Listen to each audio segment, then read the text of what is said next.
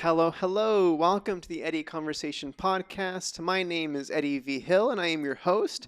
I am a filmmaker based out of Los Angeles, California. This is episode number 48. Joining me today is Olivia Wong. Hey everyone, so honored to be here. Thank you, Eddie, for having me on the podcast. For sure, of course. So, quick intro on you. You are a writer-director. Also describe yourself currently as a photographer. Anything we should add on to that, or a little brief synopsis of... Yeah, sure. A little bit of background there. Yeah. So I moved to Los Angeles almost 2 years ago, like right before COVID hit. So maybe not the best timing. But yeah, prior to that, I was living up in Sacramento, California. And so moving down here 2 years ago really jump-started a lot of my career into independent writing and directing. Lovely. And do you want to give a little bit of summary as well on kind of your style of directing, or kind of the what you bring as, or I don't know, the stories you like to tell? Yeah. Just a little, yeah. Absolutely, for sure. Yeah, so I have been wanting to do filmmaking ever since I was about 14. It was like my goal to like be a writer and director, and kind of like the reasoning behind that is I always wanted to try to bring, the stories of marginalized groups of people to the light. As a queer Asian American woman, I feel like there's, not been a lot of representation of people like me on screen. Certainly not when I was, growing up watching TV. Didn't really see many people that, looked like me, identified in the same ways. And so talking about topics, whether it be advocating for the LGBT community, talking about things like mental health, also like race and financial inequality kind of disparities that are important to address too in this day and age. So I feel like, yeah, a lot of my work focuses on like a little bit of activism and just trying to like send certain messages that I personally feel are important to society.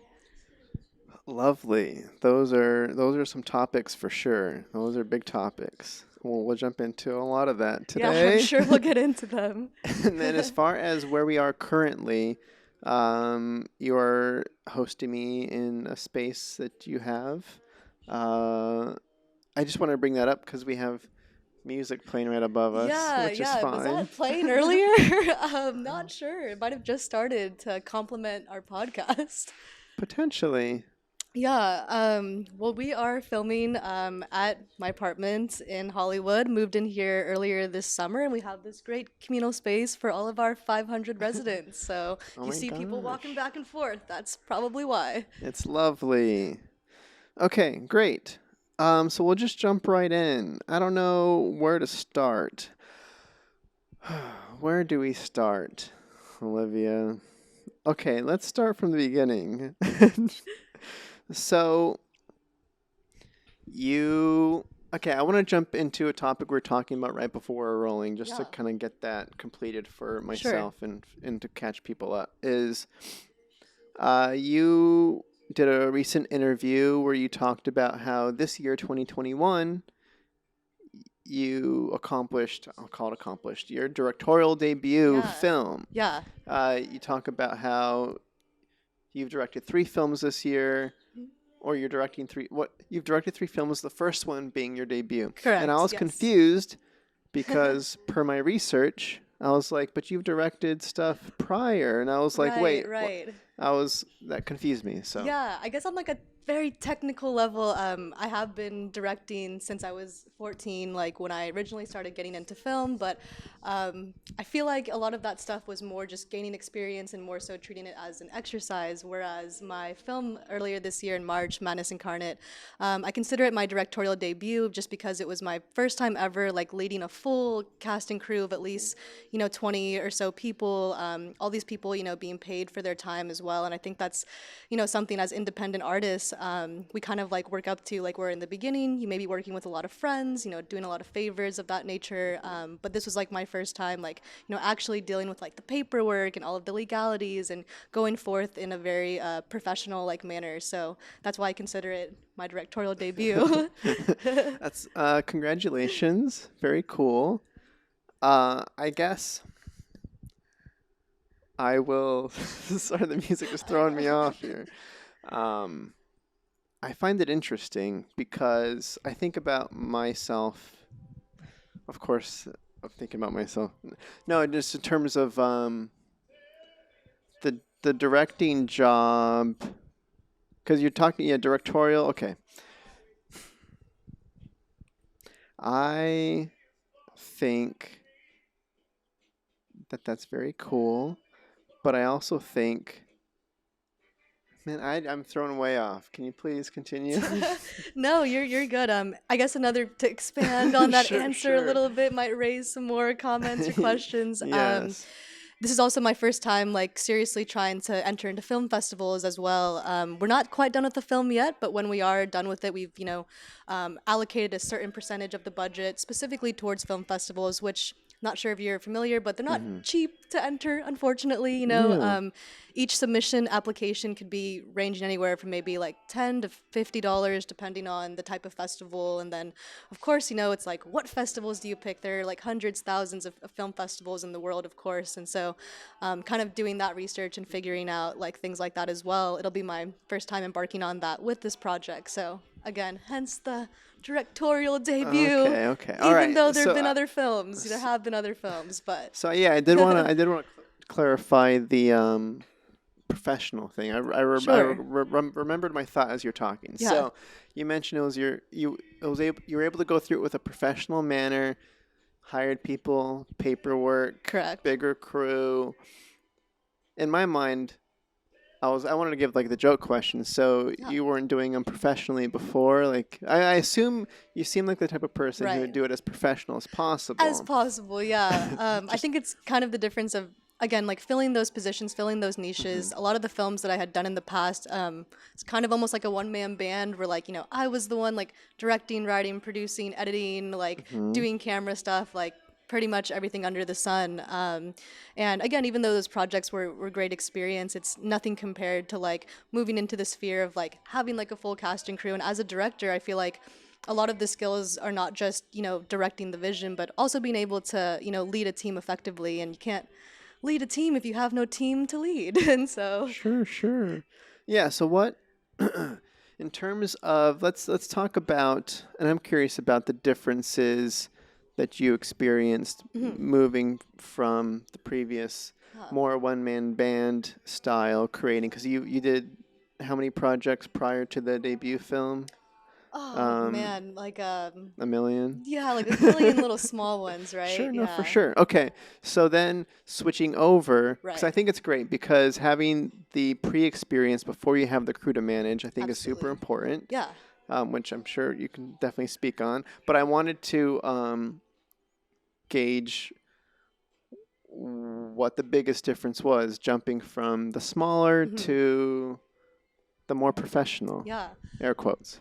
Honestly, like this might seem like a simplistic answer, but I definitely feel like the biggest difference was simply moving to LA. I think that, living somewhere else, even though I'm from California, being from Sacramento, Northern California, not a lot of film opportunity and also just not many resources and people that like, usually people like that are kind of dabbling in film, but I personally didn't come across a lot of people that were like, all right, like this is my life's mission, this is my passion, whereas, moving to LA, pretty much everyone and anyone that I've met here is also like a filmmaker or creative to a certain You're good to go degree. through.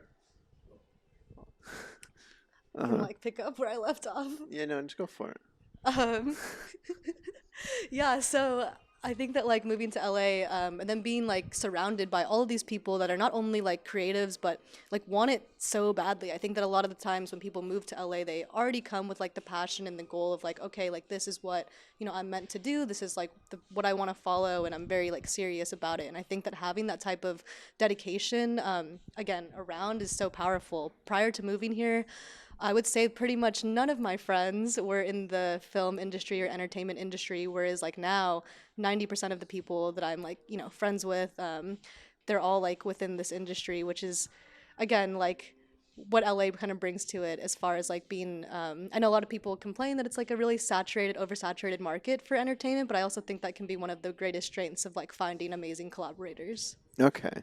All right. So just to recap, the biggest difference was having the passion around you and the different positions that, Right. because that's not the norm. Yeah, that's not the Yeah, norm anywhere else, it's not. really. Okay. So with that being said, what was the difference in the outcome of the project itself? Like, did you feel that it was easy enough to communicate to this type of crew with the passionate team, and you're able to get what you wanted? And like, how did that all? The How, process of making that yeah, first yeah. film. So it was process. It was a process. It took a lot of different stages of development. At first, that film, Madness Incarnate, it was meant to be a school project because I was in a graduate program at USC. And so that was like, again, was very much going to be like a smaller scale as far as we were not going to hire people onto the team. We were just going to work in our like small groups that we were assigned in class. But due to COVID, we were put completely online, and none of us were able to shoot those films in our first semester during January of 2020. And so from there, I kind of realized, all right, well, if COVID's going to last indefinitely, I have no idea when my school is going to be back in person to give me this opportunity to create this story. So that's when I decided to, take it away from school and do it independently. And that's kind of when things started changing as far as like hiring people onto the crew and things of that nature. Okay, great. Copy you.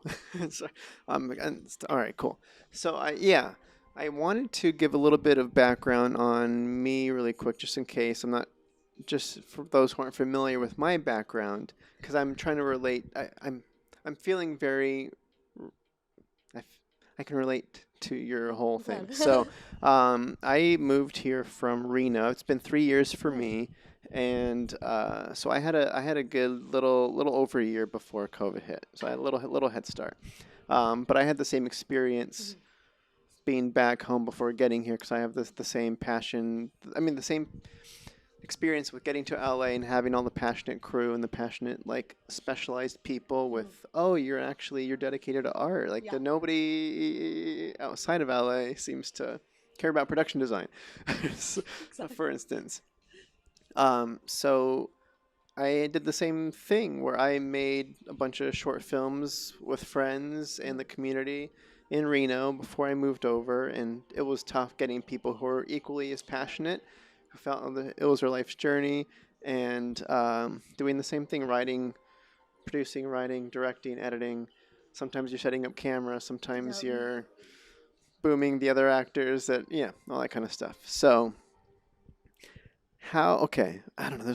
There's I bring that up just to say I'm on the same page, Yeah, and I no, think I'm it's glad cool. another fellow person. I've spent like a good amount of time kind of in Reno, like Tahoe like area and Okay. stuff, so I can imagine that it'd be like a similar like vibe Yeah, to Sacramento. it's a classic non-film town with a lot of Yep. I guess if anything, it's commercial. A lot of commercial marketing type of Mm-hmm, stuff, yeah. mm-hmm. And then theater, community theater. Great. So, okay, I wanted to ask you, because you brought it up a little bit, and we're just going to be going all over the place here. Sure, sure. I don't know if you want to speak more on the brief USC experience, Yeah. um, because yeah. So was that was the reason for the move, I assume, or do you want to give Yeah. some context on Sure, how that yeah, all yeah, played? yeah. So, kind of like my journey through this. So, when I was in high school, as I mentioned, I knew I wanted to do film. I applied to schools like USC, UCLA. Unfortunately, didn't get in. Ended up AFI? No, I actually never applied to AFI, even for graduate school, which is interesting. But Sorry, AFI people. sorry, AFI. I had heard about it, but I always kind of loved that atmosphere of like a big university and like, everything like that. Sorry, So AFI. again, sorry, AFI. But so I ended up doing my undergrad at UC Davis, which is like right next to Sacramento. And then took like a year off. I was working for the Sacramento Kings, the NBA team, was doing some video work for them, and then in that time, was also applying to grad school. USC was like the only school that I really seriously considered for obviously like its reputation, all of like the good things that I'd heard about it, and since having not gotten in during undergrad, I really was looking forward to having the opportunity for graduate school, and so I applied. They have a 3-year master's in fine arts program. in the School of Cinematic Arts, which is pretty much like what they're known for. Was lucky enough to get accepted for their spring of 2020 class. That's why I moved here at the very, very end of December 2019, so essentially January of 2020.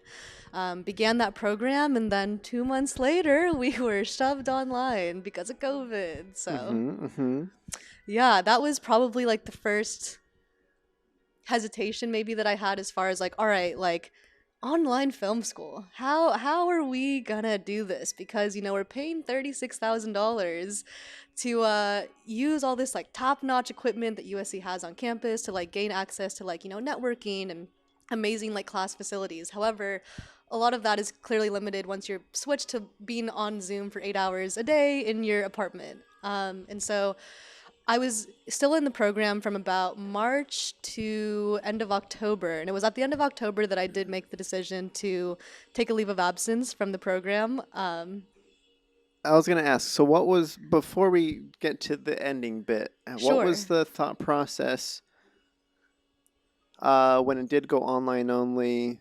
Because I have a few friends that like were going to NIFA or whatever the case was all the same Right. story where I came all the way from India to come study in LA and now it's online. And so did you kind of, I'm assuming you just went with it in a way of like, well, I'll see. I think a lot of us were hoping that it wouldn't be Oh, as right. long, We didn't as know. We didn't I know. don't think any of us knew that it was going to last like a year plus, right? I think especially when I was getting like the emails about it at first, they were like, "Hey guys, so we're just gonna take a week after spring break to like not come to class, and then after that we'll be back in class." And so the information we were getting was like, you know, Right, like right around the different, corner. right, different updates. They're pushing it back. They're like, "Yeah, we'll be back in April. Oh, we'll be back definitely next semester in fall. We plan to be fully in person." No, no. So I think that like in a way that was kind of like a frustrating thing as well, as far as like I think that like a lot of the students in the rest of the world kind of knew the reality of the situation. Like, yeah, we're probably not going to be in person for the foreseeable future, but like the university, like I think that there was still hope maybe that we could do like a hybrid, type of thing or whatever. But when it came to it in fall, we were still online, and I think it discouraged like a lot of students that had hoped that we'd be back in person. And as you mentioned, especially international students that literally came to America for this finite amount of time to experience, not only education but the industry as a whole. And so I think it was just, of course, out of everyone's control, but something that definitely probably deterred some people, including myself, from again wanting to do something like online film school. Lovely. Yes. Okay. So you went through that Hmm. process. You chugged through, powered through for as long as you As could, long as I could. and it didn't. It kind of. I don't know. Well, I don't know what the.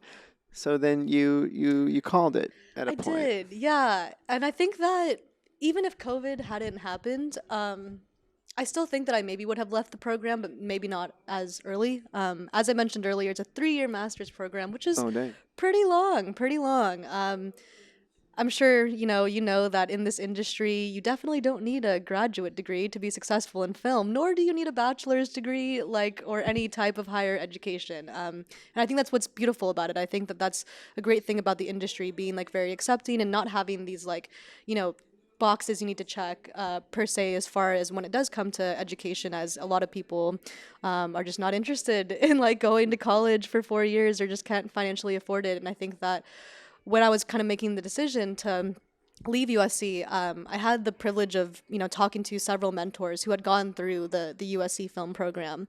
A lot of them are maybe in their 30s or 40s and now more well established in the industry, so they could kind of like reflect on their time at USC and tell me their honest opinion about my particular situation, what I was struggling with, and what I wanted to get out of the program and felt like I wasn't receiving. And so, with taking their advice that they had to say, all of this kind of like amalgamated into my decision to leave the university. And I think that keeping in mind that the whole reason I I came to USC was to get more experience in the film industry and have an easier transition with acclimating to LA, being from Northern California. And I do feel like the university did that for me. I don't regret going at all. I'm so happy with the friends that I made and like the experiences that I had. But I think that it served its purpose, and I was ready to kind of move forward from that. That's great. Nice. Well, Yeah, congratulations. thank you.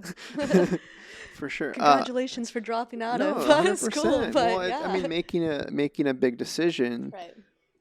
is worth congratulating, and that was end of 2020 Yeah. So in a ish. weird way, it's kind of what jump-started these three films this year in a Yeah. weird way. Like when I first left the university, of course there was the panic and fear of like, oh God, like what am I gonna do with the rest of my like life or the rest of like my 3 years that The I rest thought of I your had, life. because I thought I had the next 3 years of my life planned out. And, coming to this program after undergrad, I've been in school my entire life, and like this was the first time like leaving this program where I was like, oh, no more, not in school. I'm like in the real world now. And like I didn't expect this to happen for another 2 years. So kind of had to like, switch gears and think about like, all right, like what is 2021 going to bring to me? And I think that having that kind of like motivation, but also slight, like I said, fear and panic of like, oh my God, like what am I doing? It really helped me channel that like energy into like, all right, this year, 2021, I'm just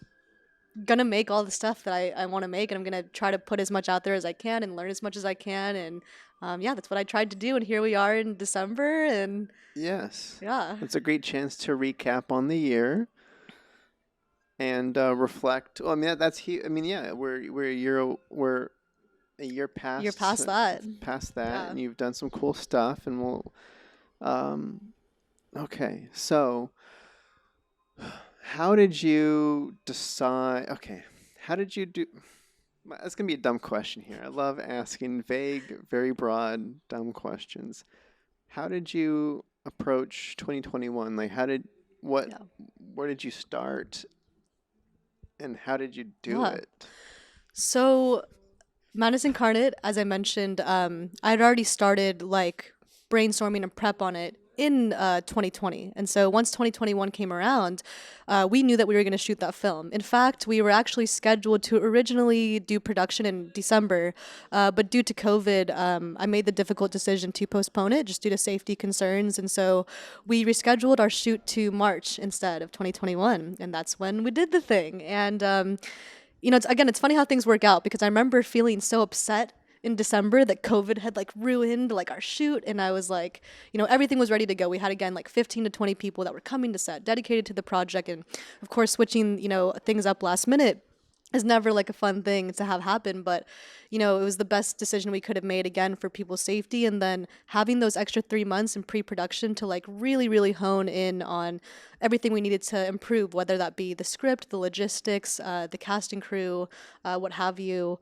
We were able to iron all of that out. So by March, we shot like a very different film than we would have done in December, but I couldn't be happier with how that went. So Okay, so I guess I recall around that time that was our first winter with COVID. yes, So that's when everything was peaking all the during the spikes. holidays. Yeah. Yeah. All right. That makes sense for sure. Because I know I hate pushing shoot dates. That's Right. like the worst feeling ever. Well, because I mean, I don't know how you've produced your previous work prior to that, Hmm. but like I know my mentality was always like keep the date and we can shuffle other stuff around the date, but we're not moving the date. Yeah. That was always like my mentality. But safety concerns, it's a whole different story Hmm. because I had to push stuff because of COVID too. I Right. mean, so I'm glad that the additional time kind of was able to feed into you almost making a whole different Yeah, thing. definitely. Okay, so what during that time while you were prepping and stuff, Hmm. how did you how are you making a living? How are you staying in LA? How does that all play? If you don't if we could touch on that, I don't know, Yeah, just sure. for those that want to do what you're doing. Yeah, no, of course, of course. So, as you know, you mentioned as well, I do have a background in photography. Did a lot of that prior to moving to LA. It was definitely like a big source of income. Did a lot of like graduation shoots, events, stuff like that.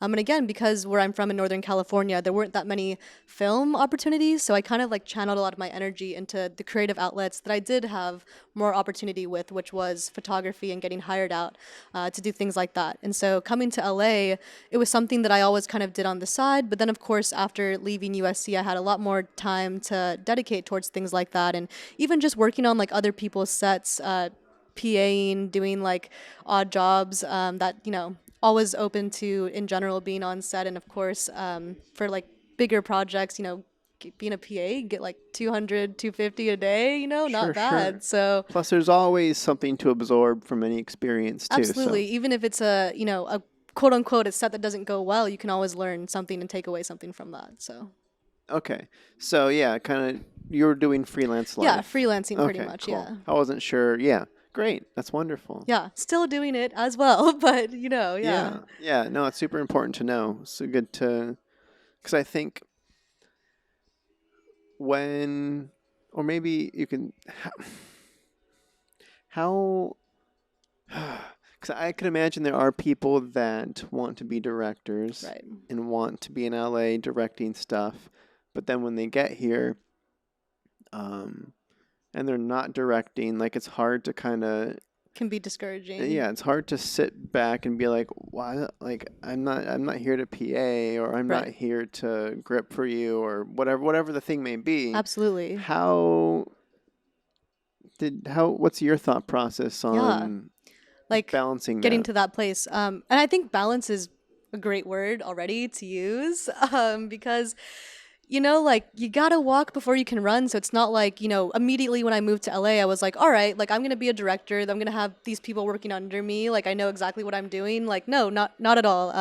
It's for sure like a learning curve, and I'm still like learning and growing. Like now I feel like there's so much for me to still Always. improve on, of course. And so I think that you know learning a lot since I moved to LA, because again, prior to like living here, I didn't really like know a lot about like working on set. I didn't know what's the difference between like a line producer or a unit production manager or like all these different, positions that you can't just Google and find out like what these different people do. And so I think that being on other people's sets is one of the most valuable things that you can do as a director, because as a director, you should know how every single position works on set. And therefore, being in those positions is really helpful to kind of like center yourself and learn those things before you then go and try to like lead a team. And so, again, through like my year at USC, I was able to learn a lot through the exercises and the projects that we did, and also being on other people's sets, whether they be other students,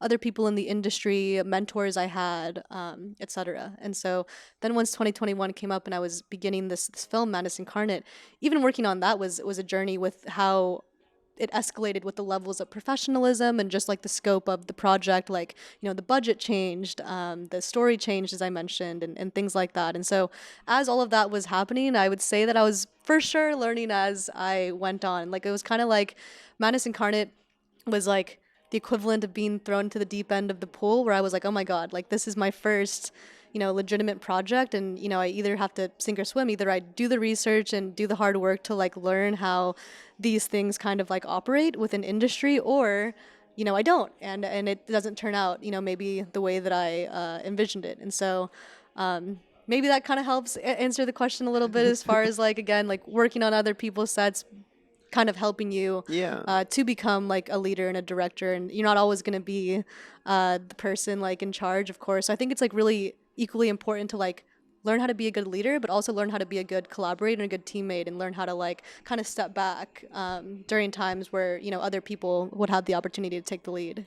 Yeah, understanding what other what your collaborators' needs are, how to communicate with them, and all that kind of stuff for sure. And then I think it comes down to, I know a thing that you preach about through your projects, or at least through your messaging too, is like comes down to that self-awareness mentality that that Definitely. you speak highly of.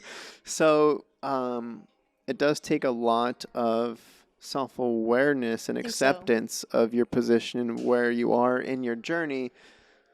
Like I mean, that's a lot of self-work It to. is. I always tell people that like one of the hardest things about directing is not always the physical hours that you're putting into your work, but also like the mental like backflips and you're doing to just like like to center yourself and make sure that you're in a good enough like state of mind to again like lead a team. It's kind of like when you're on the airplane and they're like you got to put your own oxygen mask on first before helping others, and I feel like that's like can be applied to life on a grand scheme. I like it. I always think about that too when I'm on the airplane. I'm like, it's smart. It's hard to. It's just like love too. You gotta love yourself before you can really properly give it. Yeah. Mask on, all that stuff. It's great. No, yeah. All right. I did want to know. I don't know, I'm trying to. Okay, I'm trying to gauge when to move on to a new section, but I think we're good. What did you? Was there anything specific that you were doing to prepare yourself? Like, I'm trying to assume a lot of things about this process Sure. Yeah. on this debut film, where you said the budget changed, things are kind of like the pressure's mounting, Oh yeah. people are coming onto your production that like have more experience than you and what they're doing, and trying to figure out like how to even work with these people. So, what, how, How was that? How was what, that yeah, like like? where Yeah. did you go and what did you do? Did you have a chance to shadow people? Did you have a Right. chance, like what did you put on yourself to make sure you're ready? One of the things that you mentioned is something that I kind of want to touch on is yeah, there were a lot of people on Madness Incarnate that at that time I would say were like leaps and bounds ahead of me as far as like experience, knowledge, and just skill within the industry and like their position. And so that on its own was like intimidating because I was like, oh my God, like here I am like leading this team of people that I know is like again far more experienced than I am. And I think that a lot of people in the industry kind of go through like, this like imposter syndrome, imposter kind of like mentality of like, oh man, like are you Oh, familiar with oh no, I like was gonna say. Well, imposter it's a syndrome? classic. Yeah, like who am I to even be here right now, and Exactly. why should they listen to me? And what do Yes. I have to say? Why am I special? Like, Right, right, those small exactly. questions. Yeah, and I think that like of course I ask myself those questions a lot then. I ask myself them now too, and I don't think it ever goes away. I think it's more just something that you kind of decide if you're in front of it or not. And I think that like that being said, when it comes to leading a team, I think that another thing that's really important is like it's okay to like ask question. It's okay to like not, know things. I feel like I've worked with a lot of people where it's like they don't know what they don't know, and I think that's the most dangerous thing because when you know like what you don't know, you're aware of like the things that you need to improve on or things that you may need help with, and that's the whole point of collaboration is like it is teamwork, it is helping. It's not like there was never a point in which I felt like oh I have to do this by myself. I always felt very like supported with the team that I had and very grateful to have everyone that worked on that project be extremely like comforting and generous with their time and expertise. In particular, my DP, my cinematographer, he taught me so much through that project as far as like not just things about camera, but like how things work in industry since he has been working in film for about 6 years. And so just having someone like that was again like generous enough with their time to kind of Patient. patient as well to take me under their wing and kind of help me through these processes. And that's not a part of his job title, that's not a part of like what I hired him for, but again like in this industry, like a lot of people I think when they look at it from the outside they see film as a really competitive place, especially Hollywood, but it doesn't have to be like that at all, like literally at all. I've never felt any type of competition or negativity from like the collaborators and team members that I trust to bring into these projects. We're all about lifting each other up and like um again like kind of looking at it as a united front. And so I wouldn't have been able to do any of this without like the amazing like support system and team members that I've had through these projects. That's great, and I love the message, and I agree. I mean, you're preaching to the choir over here. I believe all that same stuff for sure. Um, no, that sounds like a great experience, and I love it. Is this film done? What's happening with it now? So it's getting there. It's getting there. So we have again, not sure how like familiar you are with the film process, but we've done something that's called picture locking, which means that I mean, I'm familiar. Are you talking to the? okay, cool. So yeah, all right. So for the camera, for those people who don't know, like when you picture lock a film, it pretty much means that the actual like picture, what you see on screen, that's done. But that's the only thing that's done. You know, Yeah, after yeah. I guess I'll, if I yeah, may sure. You elaborate. want to elaborate on the post production process? Yeah. Yeah, when you're going through with the editor, you're playing with sequence, you're playing with pacing. You're like, when do we cut from this shot to this shot? And then once all those decisions are final, you call it locked, and you can start handing it off Right. to all the other departments that have to handle it, sound and the Exactly. composer Yep. and color and all that stuff. Yeah. And what you just said is exactly the stage Okay. we're in right Great. now. No, that's perfect. So I've just finished with my editor to picture lock that, and now I'm working with my visual effects artist, my sound designer, my composer, and my colorist. To now, they're the next kind of pieces to finish this out.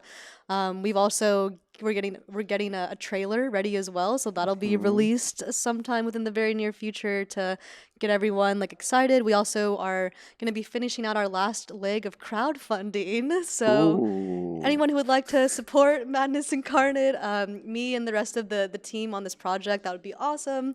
I'm sure like Eddie will have social media links or We'll something put available, and we'll links in the yeah, links and description. things in there. And so yeah, we're finishing out the last leg of crowdfunding, and again, maybe this is something we should kind of cover. As far as I mentioned, the budget did increase, and with the budget increasing, one of the tools that we used was crowdfunding. Specifically, I used GoFundMe, and so we raised a certain amount of money during pre-production and production, and now we're raising money for post-production, essentially to pay these lovely people that are working on the film, and also to help us go to festivals as well. Yes. Can you talk for those that are interested in or on the fence about supporting or not? Can you Sure. explain a little bit of the background and the behind the scenes of why a film would need to bump up or like if that was a plan from the beginning was hmm or I'm assuming I don't want to assume.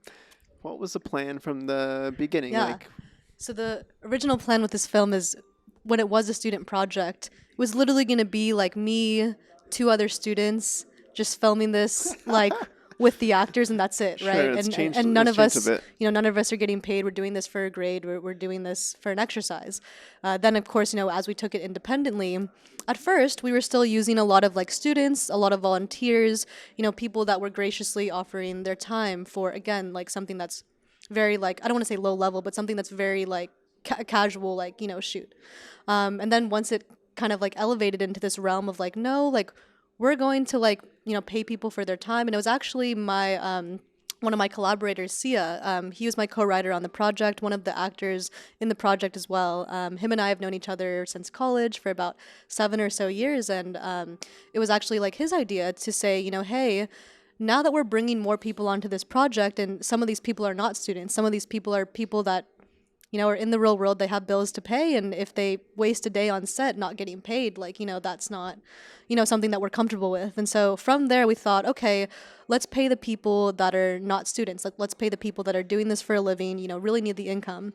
And then we thought, no, it's not right to only pay certain people, right? Yeah, So that is like always kind of like a weird thing right. too. Yeah. And so then we were like, all right, we're going to pay everyone now. And so within that, of course, we had to discern everyone's day rates and like what people were comfortable with. And again, I really appreciate that a lot of the people on the team, they did, lower their day rates in respect to understanding that we did have a limited, budget. For example, like we shot at Sia's apartment, so no need for location, like permits, insurance, like costs. Like thankfully that was like, complimentary as for the production in that sense.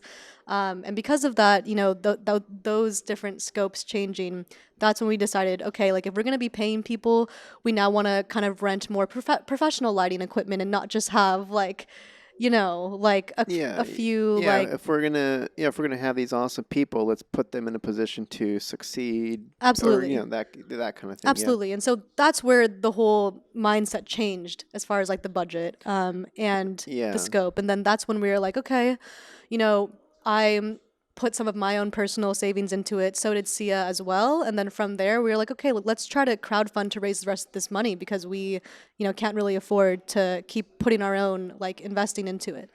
And so from there, that's when I decided to do the GoFundMe. And I'd never really like tried to raise money before. Yeah, I So was it was gonna ask. Yeah. a learning experience in itself. But yeah.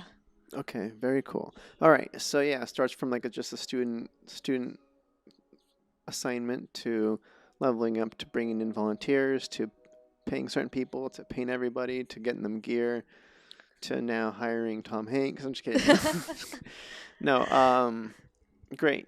Yeah, and that sounds about right. So, just to clarify, the money primarily is going to the hardworking creatives Yes. that are passionate about supporting this story. Do Right. you mind talking about the story a little bit? Yeah, so to tell you, well, I guess like we'll get into that now too. So yeah, this story again, was written during COVID and because of that it was inspired a lot by the pandemic and Sia and I when we were coming up with the idea and like writing it together, we had both been through a lot of, similar and different experiences as far as like we both like live alone in our apartments and like like when you're by yourself during COVID, during It's lockdown, dangerous. yeah, the thoughts come in there, right? And as I mentioned, mental health has always been a huge like priority to me as far as like a topic and also myself, I've struggled with issues like anxiety and depression my entire life. I've been in and out of therapy for years. I've lost like several loved ones to suicide and things of that nature too. And so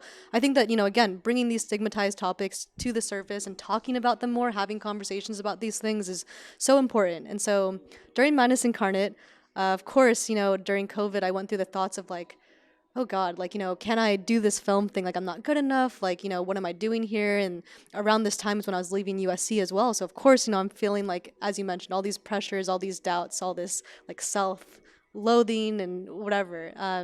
Yeah, on And top so, of all the isolation. Yeah. right, right. So, which, didn't make it better. And also, being away from my family too. I went to college at UC Davis, which was like 30 minutes from Sacramento, now living in LA, which isn't that far. But, during COVID, when you don't even have the option to like go back and see your family safely, it can feel like a huge distance and chasm with just feeling connected to people. And so a lot of Madness Incarnate is about being like your own worst enemy and about like, you being the limiting factor towards achieving a lot of the goals that you have. And I don't want to spoil too much of the surprise of the film, but I think a lot of my work in general revolves around like, as you mentioned, like the self and whether that be self-reflection, self-awareness, again, like self-loathing or just you know, any type of like internal kind of like struggles. And I think that's like these invisible things that need to be like again spoken about like more. And so in the film, you'll kind of see a mix of like it's like a thriller, it's a dark comedy, it's very experimental. It's kind of like a bunch of things like thrown into one. And it was my first time, writing and directing a film kind of that genre and like of that like Okay. Very that sort. exciting. So it was fun. And then, as far as the character in can you talk about who we're following in this story? Yeah, so our main character that we're following in Madness Incarnate, his name's Micah, and he's played by very talented actor Paul Rush. The supporting character Hakeem is played by Sia Zami, my co-writer, co-executive producer on this project. And so Micah, he's essentially someone that's in the pandemic, kind of like during COVID where you would just like honestly lose track of like what day it was because you were just doing the same thing every day, the same pajamas like for 5 days in a row. Yeah, I was there. I was there for that. Yeah, so he's definitely going through that. The beginning of the film takes you through this montage and you kind of see him doing the same stuff like day in day out like for months and months at a time. And then you can see that he's getting driven a little bit mad, a little bit crazy there with, again, being isolated, being by himself. And he's a writer. He's struggling to like write this thing and he's just in his head. And again, all these things keep coming up to prevent him from getting what he needs to get done. And by the end of the film, he kind of like overcomes a lot of these obstacles. But the way in which he does that, I'll let the viewers, let everyone Yes. wait for that. We're But gonna watch for that. Okay, very cool. Good. Thank you. yeah, I am looking through my phone as I speak. Um, I wanted to. Hmm. I don't know. I'll just recap topics that you'd like to showcase in your films, and let me know if any of them stand out currently as yeah, the one you want to talk about. So you mentioned mental health. Mental health is a very broad label, but yeah, mental health, racial, gender inequalities, body positivity. Um, which of these do we want to talk yeah. about? No, these are all. I love them all so much. I will mention. Can I mention the? I was thinking about it when I was looking through because I've Yeah. watched a couple of your earlier films. I checked out which one it was called Beautiful Bodies. Yeah, so that was the body positivity Yeah, one. Yeah. and then it made me think about a couple of topical things that are kind of happening more Sure. recently. There's Yeah. Let's hash that out. sure. There's Billie Eilish. There's Adele. Hmm. And I know those are two recent examples of the body positivity messages kind of getting a little bit blurred and some confusion within, fans and stuff like that, where it's like a message has been delivered, but it's not being received. Right. And I don't know. Do you have any thoughts or just Y- generalities or yeah, I don't yeah. know. I'm not like super familiar with like the Adele Billie Eilish Okay, like so situation, but I'm should I I would love recap? for you to fill me in on it. All I Yeah. know. Okay, so Adele, Mm. huge Yes. Familiar music with artist. both of these women. Adele recently, I think this year, she had that image. She just lost a bunch of weight. Yes. She's been a idol for it's like Plus size yeah, people, right? and now she's thin now, and Yeah. she had a bunch of mental health, and she's like the gym was a safe haven for me, Okay. and I feel better and I'm Mm-hmm. healthier, and people are kind of attacking her for. She's like, well, you stood up for us for so long, and now you're not on our team anymore, and now we Right. feel betrayed.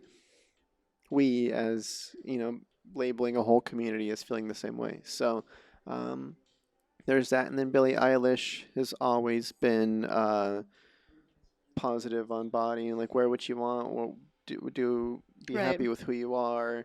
And then she has recently done a couple of like specialty photo shoots where she's like in lingerie or some specific Mm-hmm. looks where her message is still the same, where it's dress what makes you feel confident Right. and be yourself. But then people are like, well, you're always wearing baggy clothes and now you're changing it up and you're not the same Huh. person. So, yeah, Yeah. those are two things. Yeah, no, thank you so much for giving me that context. And I did, I know about Adele's weight loss like journey vaguely and stuff. And it makes sense that, there would be maybe some controversy or mixed opinions on that. And I think that with both these situations, it's really important to, remember that like the media is the media, right? Like I don't know Adele, I don't know Billie Eilish, like I don't know, what they've gone through. I don't know like their personal feelings and emotions and journeys like with body positivity, and none of us do, right? Like no one knows other than those women truly like what they have been through and like what is their mindset. And I think that it's very like easy for like as a society, as a third party, right, to be like to cast judgment and to be like, oh, like, well, this person's doing this and this person's doing that, and I try to stay away. And the reason I don't even know about like that stuff going on is I don't know, I don't really stay updated with things like that in the media for that particular reason of like,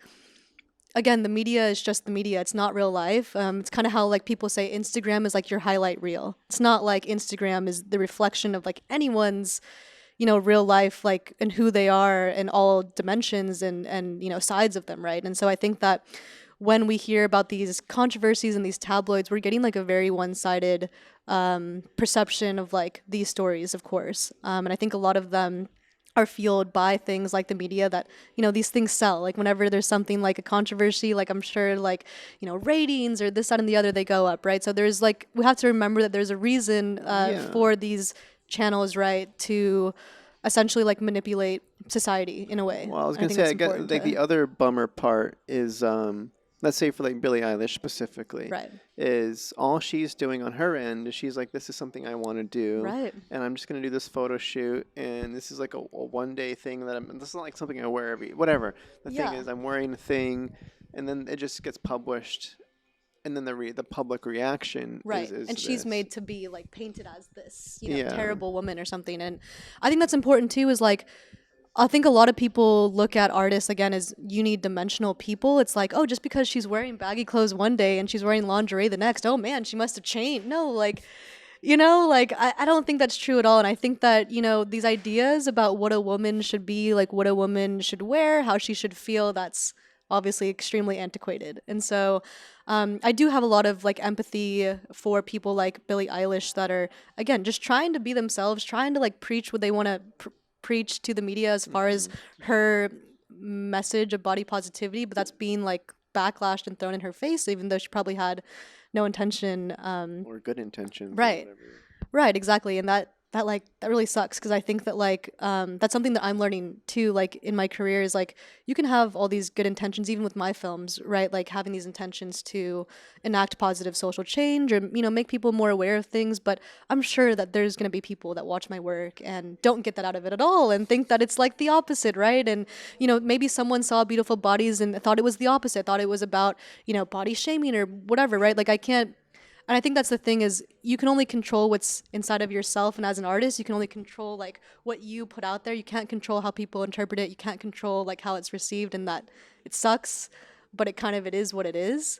And again, that's why I take these controversies with such a grain of salt when it comes to like, you know, he said, she said situation. I personally, from the situation you described to me, I don't think Adele or Billie Eilish are doing anything wrong. You know, I think that they're both trying to live their best life. And if Adele made the conscious decision to be like, hey, going to the gym makes me happy and like eating more nutritiously like makes me happy, and she's doing it for herself, she's not doing it, you know, for her brand, she's not doing it for other people. If she's truly doing it because it's what makes Adele happy, like I am happy for her, you know. But like that's all I can say, right? Right. That's, I think Yeah. that's all of us Well, can I really think do. the other thing that I like to do, and you can let me know if you live your life any Yeah. some.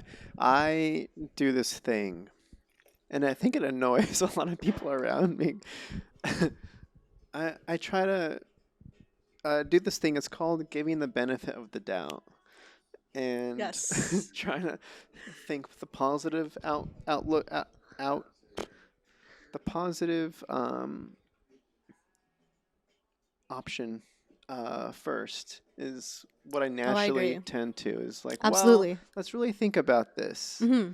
Let's give the benefit of the doubt here. What is really going on and Agreed. what do we not know? All right, cool. I feel yeah, that's how I live my life, but it's yeah. It's not how a lot of people live theirs, and I get it. I'm 100% on the same page as you, and I feel like you perfectly summed up everything that I was long-windedly, you know, saying. And yeah, and I think that like that's really what it is, right? Is like giving people the benefit of the doubt and also giving people grace as well. I think that's something that's, you know, really overlooked. Is like, I think cancel culture is like such a toxic like Hmm. idea that we have now. Like I think accountability is super important, you know? But as far as like just canceling someone because you see a tweet, you know, or like you see something completely taken out of context and or whatever, you know, I definitely don't condone any type of, I feel like cancel culture is very similar to like this mob mentality, you know, thing, and it's just not, yeah, I think it's very counterproductive towards making progress in society with things like I said, accountability, which is really important. Hmm. Great words. I agree. I don't know.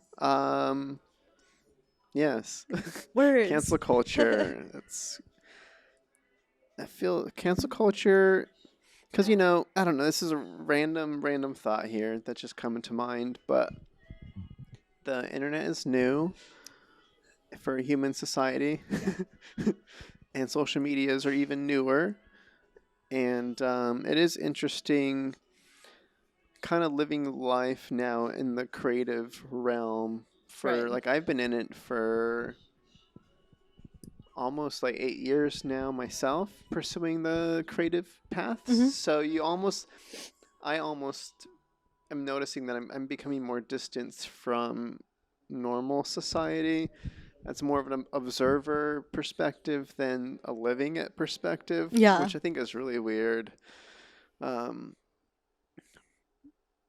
and I lost my train of thought. What was I saying? Something about social media. It's a new, thing, the Okay, it is internet. interesting watching the shifting ebbs and flows of society and how they handle, let's say, like cancel culture, Right. where people are getting canceled left and right, and then now there's a little bit of skepticism on when somebody gets called out on something.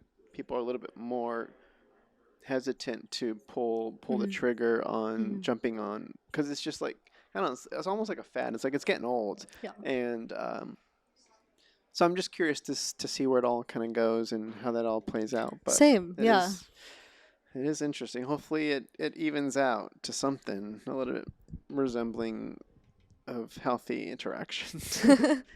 We shall see. All right. I'm debating whether or not to bring up another one of your films or any Sure. I mean, or it's kind of a good segue if you want to talk about my sure. second film, documentary, Making Her Story, because it has to do a lot Mm. with social media and some of these things that we've touched on. And you shot this one in June. I did. Yeah. Okay. And okay, great. Yeah, talk to us Thought about process behind that. Yeah. So all of it. Making Her Story was probably like the most like rushed or like last minute project that I've like done, especially this year. Um, so kind of Yeah, what talk sparked it? Yeah, so kind of also talking about one of my other projects Okay. because it directly relates to why I made this one. So Nirvana, the one that I just finished, I kind of completed that project under this film grant that I received through the company Eddie Bauer. And so I applied for this film grant in April, and I was told that I would be notified like in May, like if I had gotten it or not.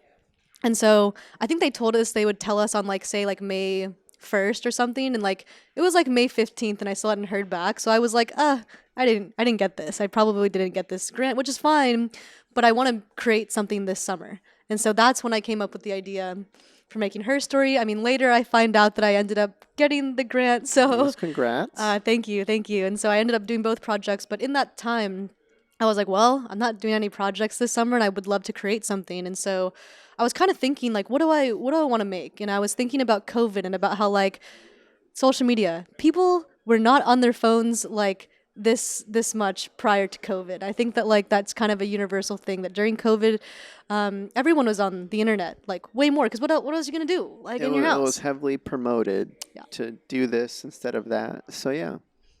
Exactly. And so just being on the internet in that way, it made me think about like the types of things that I've seen on social media, especially as a woman, and noticing how a lot of the media can be very toxic in the way that I first got an Instagram when I was maybe like 17 years old, but nowadays like little girls 12, 13 years old, they're out here on Instagram receiving the same type of messages, ads that we are about like, I don't think there's anything wrong with a woman who wants to enhance her body or use Photoshop or use, different tools like that is, I think that's totally up to her discretion, but when a young child looks at these images of manipulated women, not knowing that they're manipulated images, thinking this is what I'm supposed to look like, this is what I'm supposed to be like, those can be incredibly damaging. I think that now we're seeing this rise of mental health issues within youth. Big reason. Specifically young Young girls. women. Yeah. Yes. And again, it kind of relates to body positivity, relates That's to like crazy spikes too. self-confidence. It's not Yeah. even like just a subtle rise. It's It's like not. a humongous, It crazy, is. amplified, multiplied. Yeah. Exactly. And seeing that is really disheartening, of course. And so my kind of thinking was like, you know what? We need to have some more positivity on social media. We need to have messages on social media that tell women, hey, you know, it's okay. Like what you're going through, you're not alone. And also like your feelings are valid. I think that a lot of times as women in society, we constantly get conditioned to like invalidate our own feelings because we think like, oh, like we get told all the time, you're too sensitive, you know, you're a bitch, or, you know, this and that. And women all the time, we shove, you know, these feelings like down that we have, even if we know our gut instinct is like, hey, I'm in the situation that's, I'm not being treated equally or not being treated right. We a lot of time ignore those red flags because we've been told like, no, like, be quiet, like, and move on. And so, again, because of all these things that I've like noticed and have been amplified through the media, I was like, all right, we gotta change this up. We gotta create something else. And so, I invited 19 of my like badass female friends to come, you know, speak on a lot of these things. And kind of how I came up with specifically 19 women is the 19th Amendment, pretty much in the year 1919, it was when women, white women, received the right to vote, and that was only 100 years ago, which is not a very, like, isn't that crazy to think that like women only had the right to vote 100? Like what? Like It's very recent. very Yeah. recent, Yes. extremely recent, and again, like that's only a certain type of woman, and it's not inclusive towards a lot of the people that should have been included. And with that being said, I think it was important for us to reflect on in the last 100 years how far we've come, but also how much work there's left to do and how women are still nowhere near equal to men in society, especially women of color. And so bringing these topics to the light, inviting these 19 women, each of them, you know, spoke about matters that were near and dear to their heart, whether it be about, you know, racial inequality, gender inequality, sexual harassment, women against women competition, because I think it's so important for women to support other women. And a lot of times social media, again, creates this divide amongst women. And so we talked about a lot of these things: self-love, self-awareness, and then we made this documentary. We shot it for one day. It was like a one-day shoot. Dang, 19 people in one 19 day. women, yeah. Oh So the my. scheduling of that was hectic, and all these women, you know, they gave their time for free. We had, you know, no budget at all on this project. You know, we paid people's like lunches and snacks. The studio that we shot in, PEG Studios, they thankfully gave us that space for free, and it was also really special for me to shoot there. Was their studios in Burbank?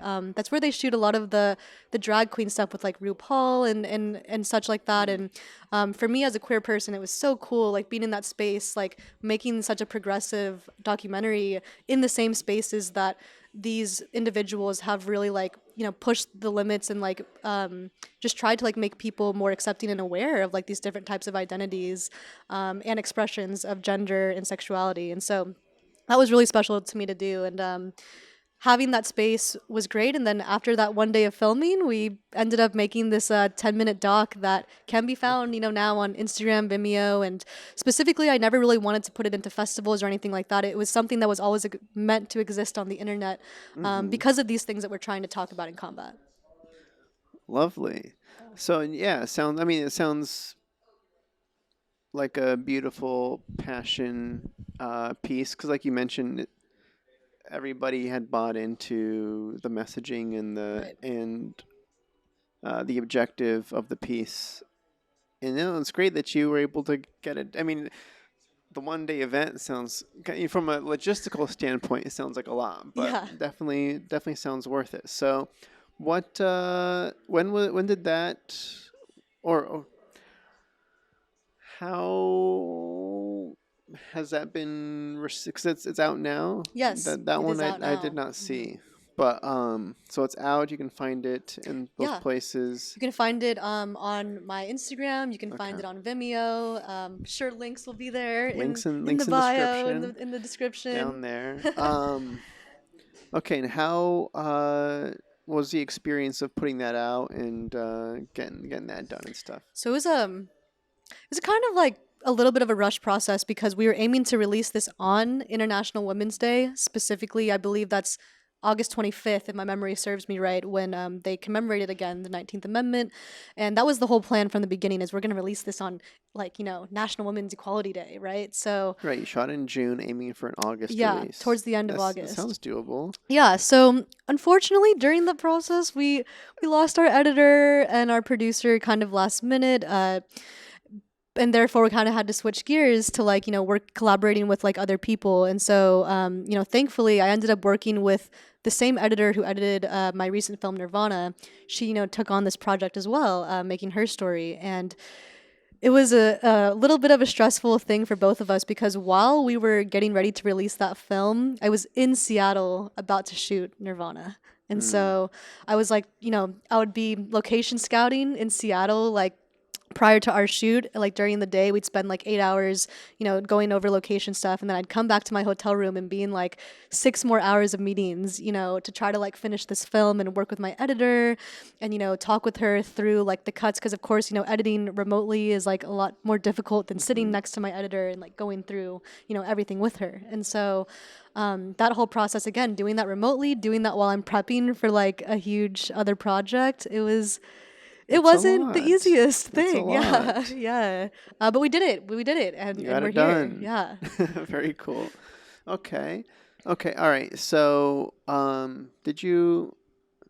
Okay. So then you got it done, We did. and did you release it on the day as We planned? did. We did release it on the Okay. day. Yeah, we released it that afternoon. So it all went according to what we wanted to do. Yeah. And then how do you gauge? How do you gauge response to stuff that you make? Right. So I feel like for me, and maybe you kind of might have picked this up in other parts of our interview, but like the whole reason that I wanted to go into this industry is to genuinely like change the world and help people. And I know that sounds super cliche, but like, yeah, I wanted to find a way to again enact these positive social changes within the world. And like, I think film and media is such a powerful tool in the way that there's only so many people that I can personally meet and talk to and like touch and help, But film and media allows for this instantaneous connection of like a limitless amount of people all being kind of like drawn towards this, this central thing, whether it be, a story, a theme, whatever, and it connects us through empathy. The of course like basic human condition that all of us can relate to. And I think that like with my work, it's never been about like, oh, like let me make X amount of money, let me have X amount of people see it and like enjoy it. It's more about, hey, like especially with the documentary, if I can just help like one woman know that she's not alone and like help one woman from, maybe taking her own life or maybe like, making a decision that may impact her life negatively for the trajectory of that, right? Like if I can just help like one or two people, like my job's done. Like that's all like I really care about. That's all I really want from it. And so when I talk about the success of my films, like it's like I don't know, because I mean, like, I had a few people reach out and tell me that the documentary resonated with them and touched them in a certain way. And, that's enough for me. Like, I don't, again, For like, sure. it'd be nice for a lot of people to see it because I think that with more people seeing it, it would, again, spread this message of Yeah, positivity, more of effect course, potentially. Yeah. more effect. But other than that, that's the only reason I would want, more people to see my work. It's not really like, and this is something that I always tell my team when I'm working with them is I always say, hey, like, it's not about me, it's not about you, it's not about the producer, it's not about the DP, it's about the project, it's about the message, and it's about like how we, want to like touch these audiences and like try to like put these things out there into the universe and into the world. So Lovely. Lovely. Great.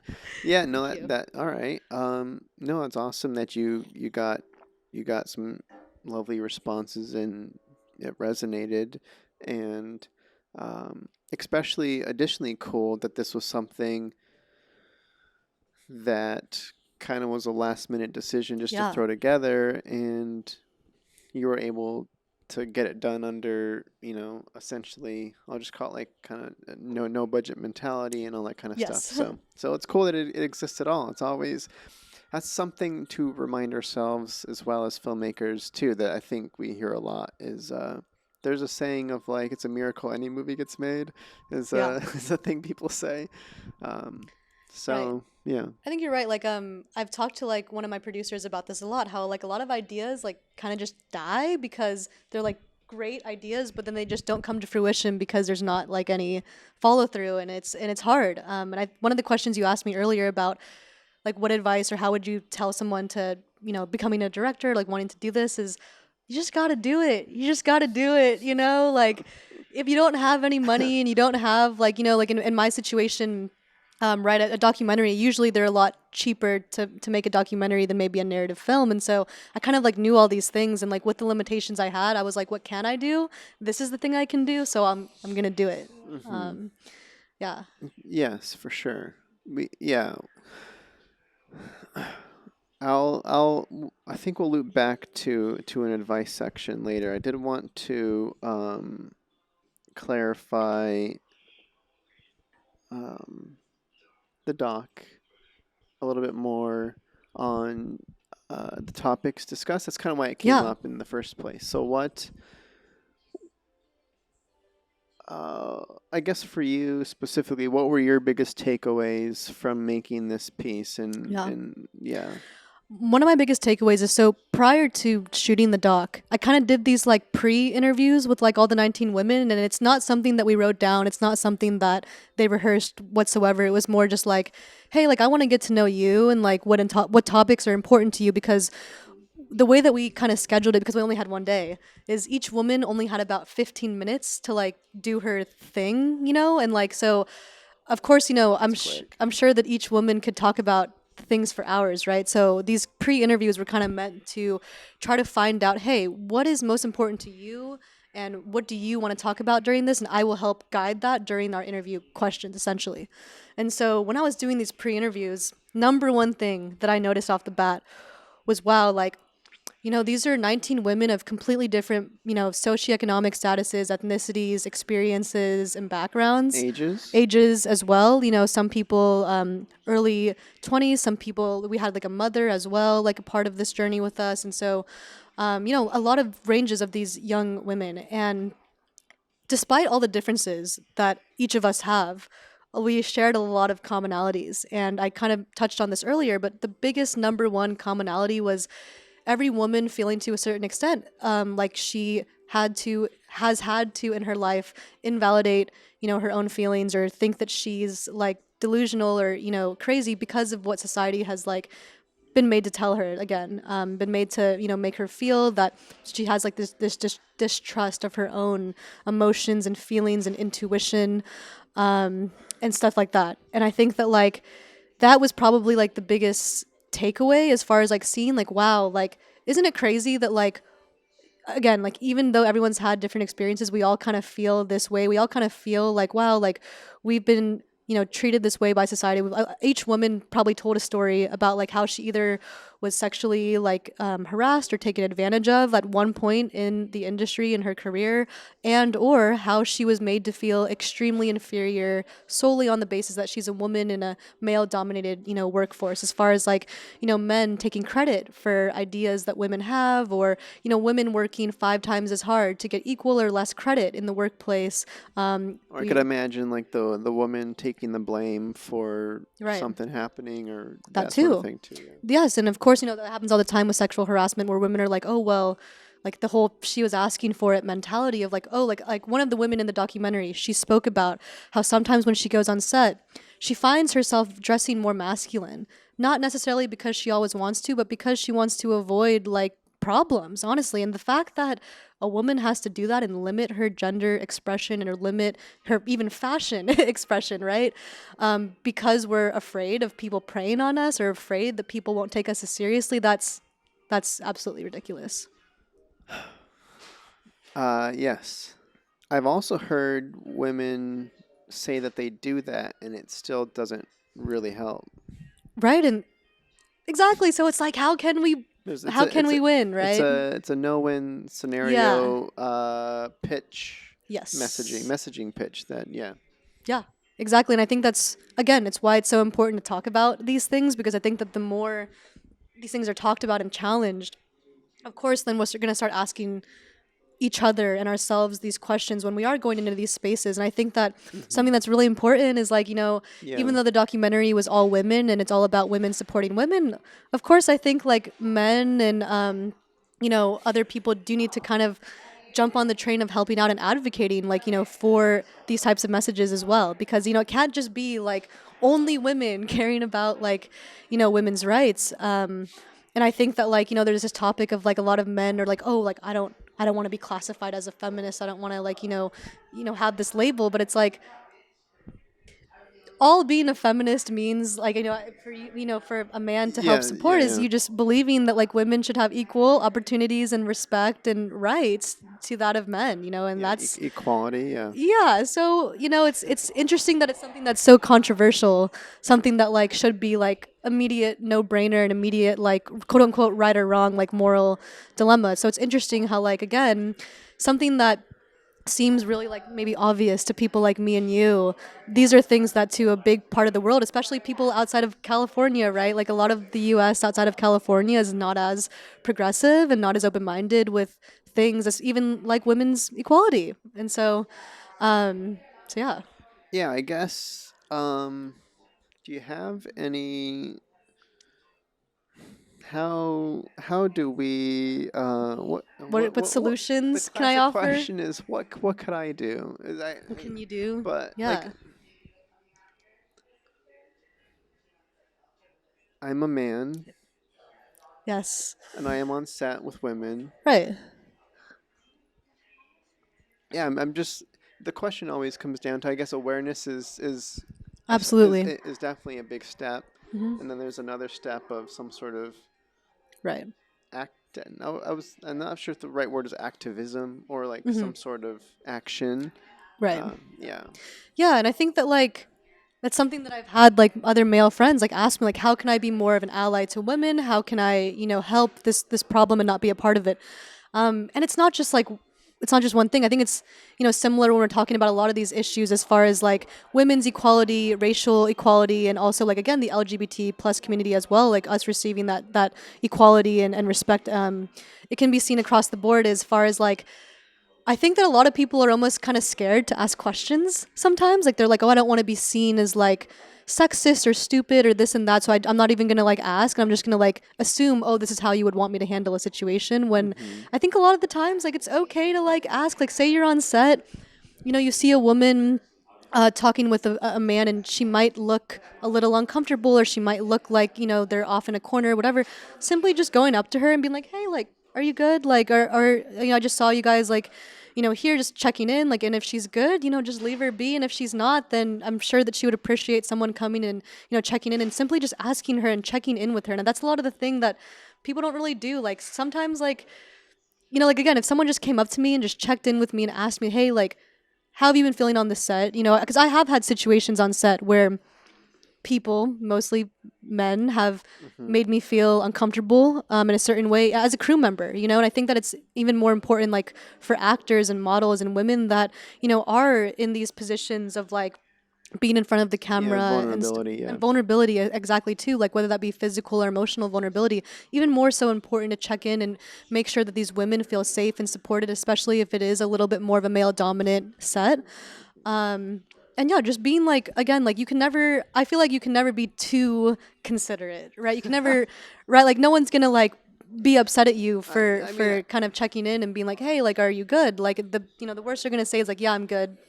yeah, You don't yeah. ask them again, right? But I think that a lot of times people don't even ask, and people don't even bother to be like, hey, how is everyone doing on set, not just the women, because I think that of course it's important to notice that sexual harassment and these tensions can also happen, of course, to men as well, and non-binary people, and so it's not specific to women, but it does tend to happen more to women than anyone Hmm. else.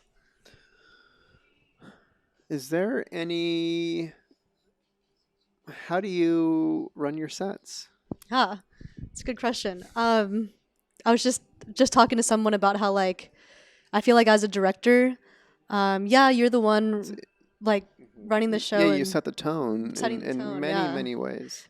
And speaking of that, I think that's why it's so important to lead by example and always, have a lot of integrity as you move into your work. I think that's something that's like really like looked over in the industry a lot, is having this source of integrity and like, doing the right thing when no one's looking, and also like setting the standard for what you want, like on your sets and what you want with your collaborators. And I always say, even though the director is the one running the show and like you could argue like, oh, they're like the most valuable person on set, I don't really necessarily believe that's true. I think that like every single person is of equal value on set. Even like the PA, the grip, the person getting the coffee, like we can't do it without them. You know, the person picking up the trash, it doesn't matter. Like everyone is so, so, so important, like on a set, you know? And so I always like, you know, whenever I work on something, I will always make sure to know your name. I'll always make sure to, you know, like personally like talk to you and thank you and make sure that you're doing well on the day that we get to set, because I feel like, again, like part of being a leader is like I could be the most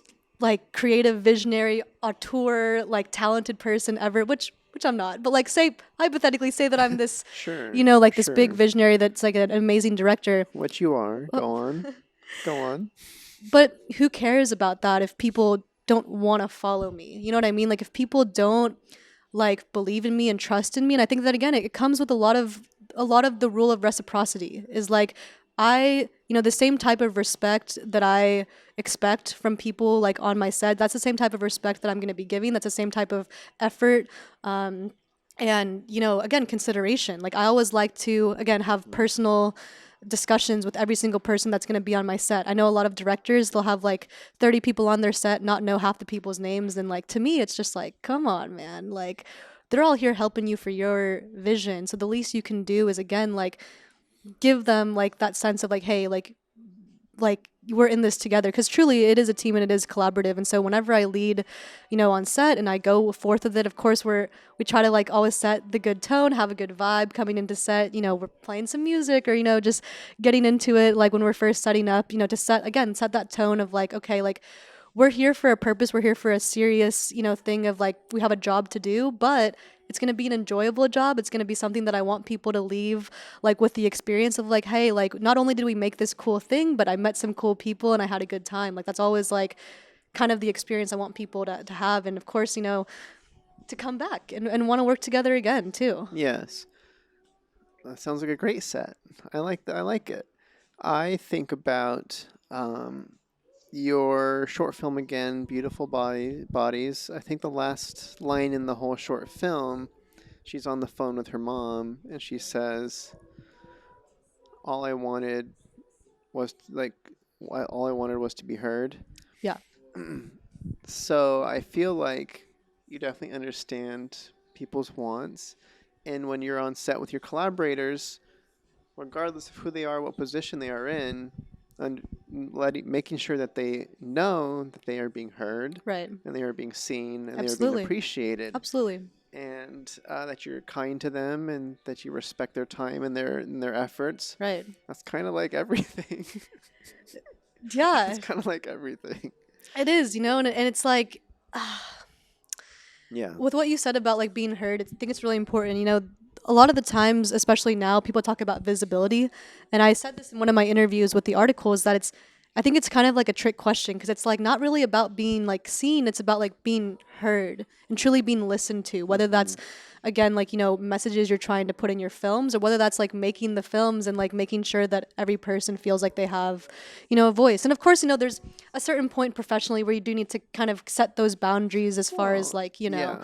not taking every little opinion. Well, I mean, there's a difference between a voice and a creative decision, and Absolutely. a voice on like safety or otherwise. Yeah. Absolutely. But for sure. Yeah. And so kind of navigating that is like something that I'm still like working at too, is like separating these boundaries and also kind of separating the personal and professional like within this industry, because I mean, it's film. You end up working with a lot of your friends, and you also end up becoming friends with a lot of the people that you work with, which is awesome, but also like the hardest thing ever. In terms of balancing the friend versus a professional, or how do Yeah, you? like, well, I feel like it's hard because, you know, like a lot of the times, you know, you have like a friend that you believe in, you want to give them an opportunity, but they may not be the best person for the job. And you kind of got to think to yourself, like, you know, again, when I was first working on Madness Incarnate, I kind of was just bringing a lot of my friends on as like volunteers who were, you know, greatly talented people. But once I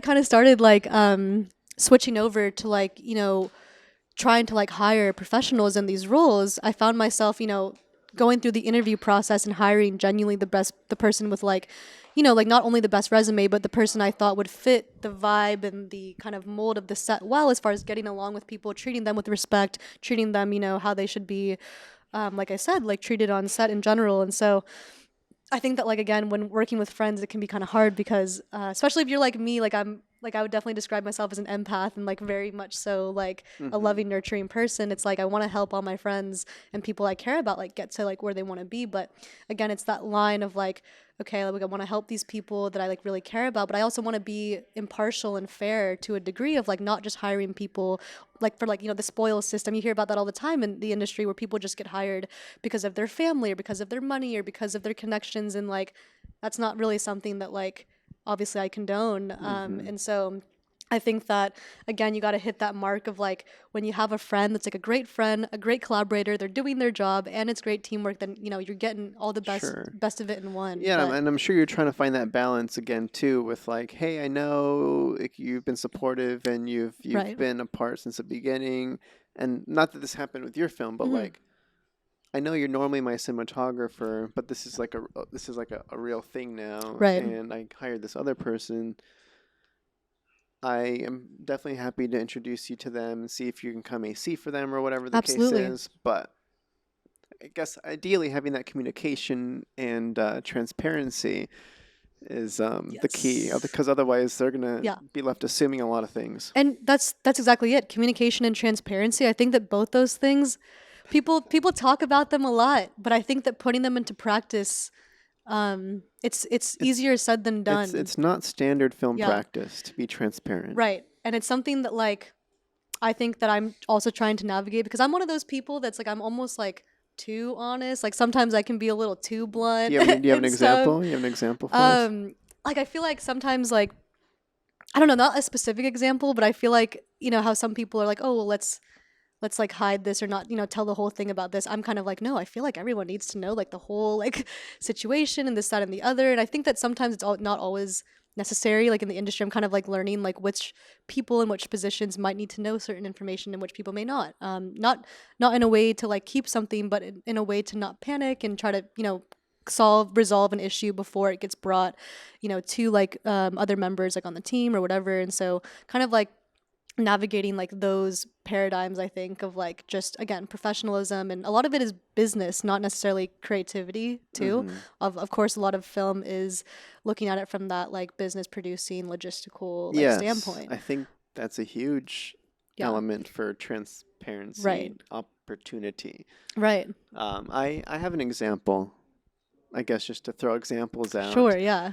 Um, I directed a little indie feature earlier this year, Mhm. and I'm a big advocate for trying to have a shorter day. Yes, I love that.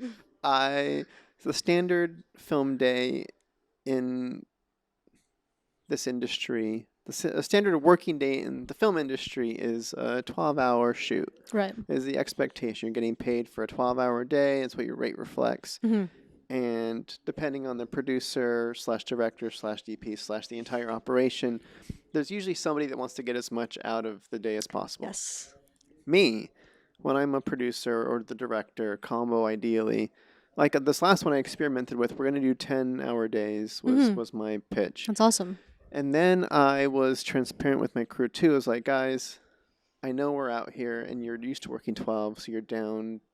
They've bought into it and they're passionate and they're like, we'll work as long as we need to work. I'm like, no, we're doing 10-hour days. I just want to clarify this is what I want. I'm not doing any more than Right. that. So sorry. But there were specific days where we had like, it's like if something does come up, I will be open and transparent about, like we do need to go above the 10. We Right. do have a shorter turnaround this one night than what we normally have, and I hate short turnarounds. Same. So me communicating that up front, everybody was prepared for the one time they had a short turnaround Right. versus like, hey, surprise, everybody. You're Surprise, no waking one up gets at, any sleep. yeah, that whole thing. Right. So I, in that way, I love, again, just doing the transparency thing. Yeah. I don't know. Yeah. No, I think it's like really important, for sure, to be like transparent about like as much as you can be. And I think that also like again, part of transparency I think is again being able to not be afraid to ask questions and like admit when you're not really sure like what to do in a situation, right? And I think that like some directors they think like I have to be perfect, I have to like no one can see if I'm like struggling or confused or need help, like I have to know exactly what to do because I'm like the person running the show. Where that's again, I don't think that's true at all. I think that like, you know, for example, when we were doing that shoot in Seattle with Nirvana, it was our first time shooting outdoors completely, which, you know, you're battling the sun in addition to like your day, which is like Yay. incredibly difficult, Yeah. especially All the shooting. elements outside, yeah. Absolutely. And shooting out of state, somewhere that none of us have been before. Also, like a lot of like, I guess like anxieties like within that context. And of course, there'd be times where, you know, we would have to like just last minute change like a bunch of our shots or change a bunch of our schedule because of like, oh, this, you know, the sun's not where we thought it would be, or oh, this like location isn't exactly how we thought it would go. Because again, we flew out to Seattle, or I flew out to Seattle like just a few days before the shoot. None of us had seen Seattle like or any of the locations we were going to prior to that. And being able to like trust my team, be like, hey guys, so I know that we're behind by like an hour. That's not bad. Do you guys think that we should, you know, cut this or do that? I think it's okay, like again, like as a director to ask these questions to like the trusted, you know, members, not to throw this out to like all 20 people that are on set, but like, you know, to ask your producer, ask your DP. To the keys, like your AD, DP, kind of Absolutely. the core unit. Yeah, and like it's okay to lean on them and you know, like I don't want to say depend on them, but to, you know, like I think they are reliable depend's people. a good word. Yeah, depend on them to help out when, you know, there are times when, you know, you want to be like aware of like all the things going on and ask like, hey, like what do you guys think like for your positions is the best idea of how to move forward with this and whatever. Because again, like, you know, as the director, I know enough about camera, but I'm not a DP, so I'm not going to know all the specifics as to like how long it takes to rig this thing or whatever. No, I think that's a great way of going about it. Is everybody has their unique perspective on the scenario, and the AD is going to pitch, well, I think this is best. The DP is going to pitch, well, this is good for me, and then you'll be like, exactly, let's find the happy middle ground here. Exactly, and that's a huge part of transparency and communication is to even like ask those questions and not keep them to yourself and not just like try to move as a individual, but to move as a unit. Is there anything to talk about with this this crisis text line piece that you put together? Is there anything there? Yeah. We can definitely speak on that. All right, let's talk about how do I define this? Is this a short? Is this a commercial? What is this? It was kind of like a narrative promotional like video, I would say. Crisis text line. Yes. Text line. Text line. This was for UC Davis. It was during your undergrad. Yeah. So I completed this project in my like last year when I was at Davis, and essentially, you know, as I mentioned earlier in this conversation, I have had like a lot of experience within the mental health range, and I think that what really inspired me to take such a big interest in it, like with my career specifically, was after seeing a few loved ones in college specifically, you know, take their own life. And I also had a housemate in college where thankfully she is still with us today, but she attempted to take her life twice while we lived together. And she's like, you know, still a great friend of mine. And again, so happy that she's here with us. But I think through those experiences, it really affected me very deeply because I already struggled with mental health in general myself, as most of us do. But seeing it so close and seeing that it's oftentimes the people that seem the happiest that are hurting the most, and you really never know what someone's going through, regardless of how they look on social media or even in real life, right? Like you never know. And so from there, I ended up making this short film for a class. It was called Get to Unknow Me, and it was essentially this kind of story about this. It was very much so inspired by the situation with my housemate, and she actually helped, you know, on the project. She was very supportive of it, and it was about this young woman who, you know, she seemed like she had it all, good grades, like friends, all that, and by the end of the film, she does attempt to take her own life, and it kind of goes to show again these kind of like invisible. Like almost like invisible disabilities, like in a way, as far as like mental health, and you know, again, like different things, whether that be depression, anxiety. You know, I also know people like that are bipolar or schizophrenic or have other types of mental illnesses as well, that oftentimes they are misunderstood and overlooked. And so after I created that film, Get to Unknow Me, it was shown at the Davis Film Festival, and then from there, the university, UC Davis, they saw it, and they're like, "Hey, we really like what you've done. We are launching a new like app or like new like program through the mental health and counseling services at UC Davis." They said, "Hey, we're going to be the first UC to launch this thing called the Crisis Text Line. Eventually, it's going to be adopted by all the UCs, like, you know, all the 8 UCs that they have.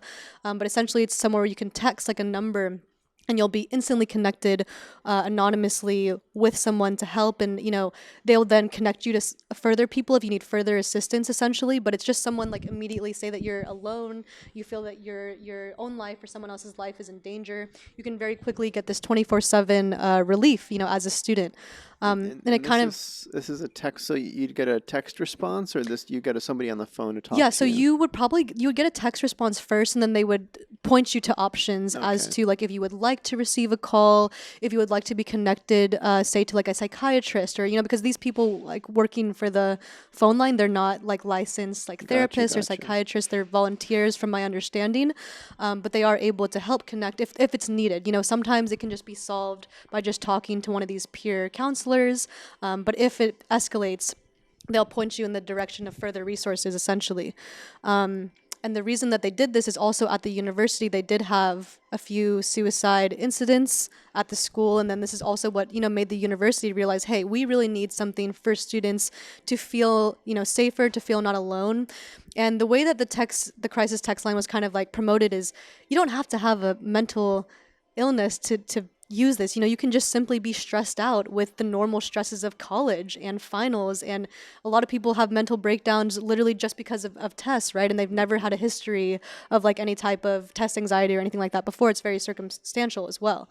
And so having a place where these students can, you know, then go, because a lot of people, they don't feel comfortable like going in person to see a therapist or going in person to, you know, have an appointment with a peer counselor because they don't want to be judged. They don't want, you know, people to see their face, know their name, etc. And it goes to show how stigmatized mental health treatment still is, which is unfortunate. So this is also a way for those individuals who may feel not as comfortable being open and outward in public about their struggles. They can now have a place to pretty much still receive, like I said, start receiving help in a way that makes them feel like comforted. It's very important. How yeah, it is a difficult thing. I guess that's very cool. What was, I don't know, just to slightly stall Yeah. but talk about the project still. What was the end, what did you end up shooting? What was the Yeah.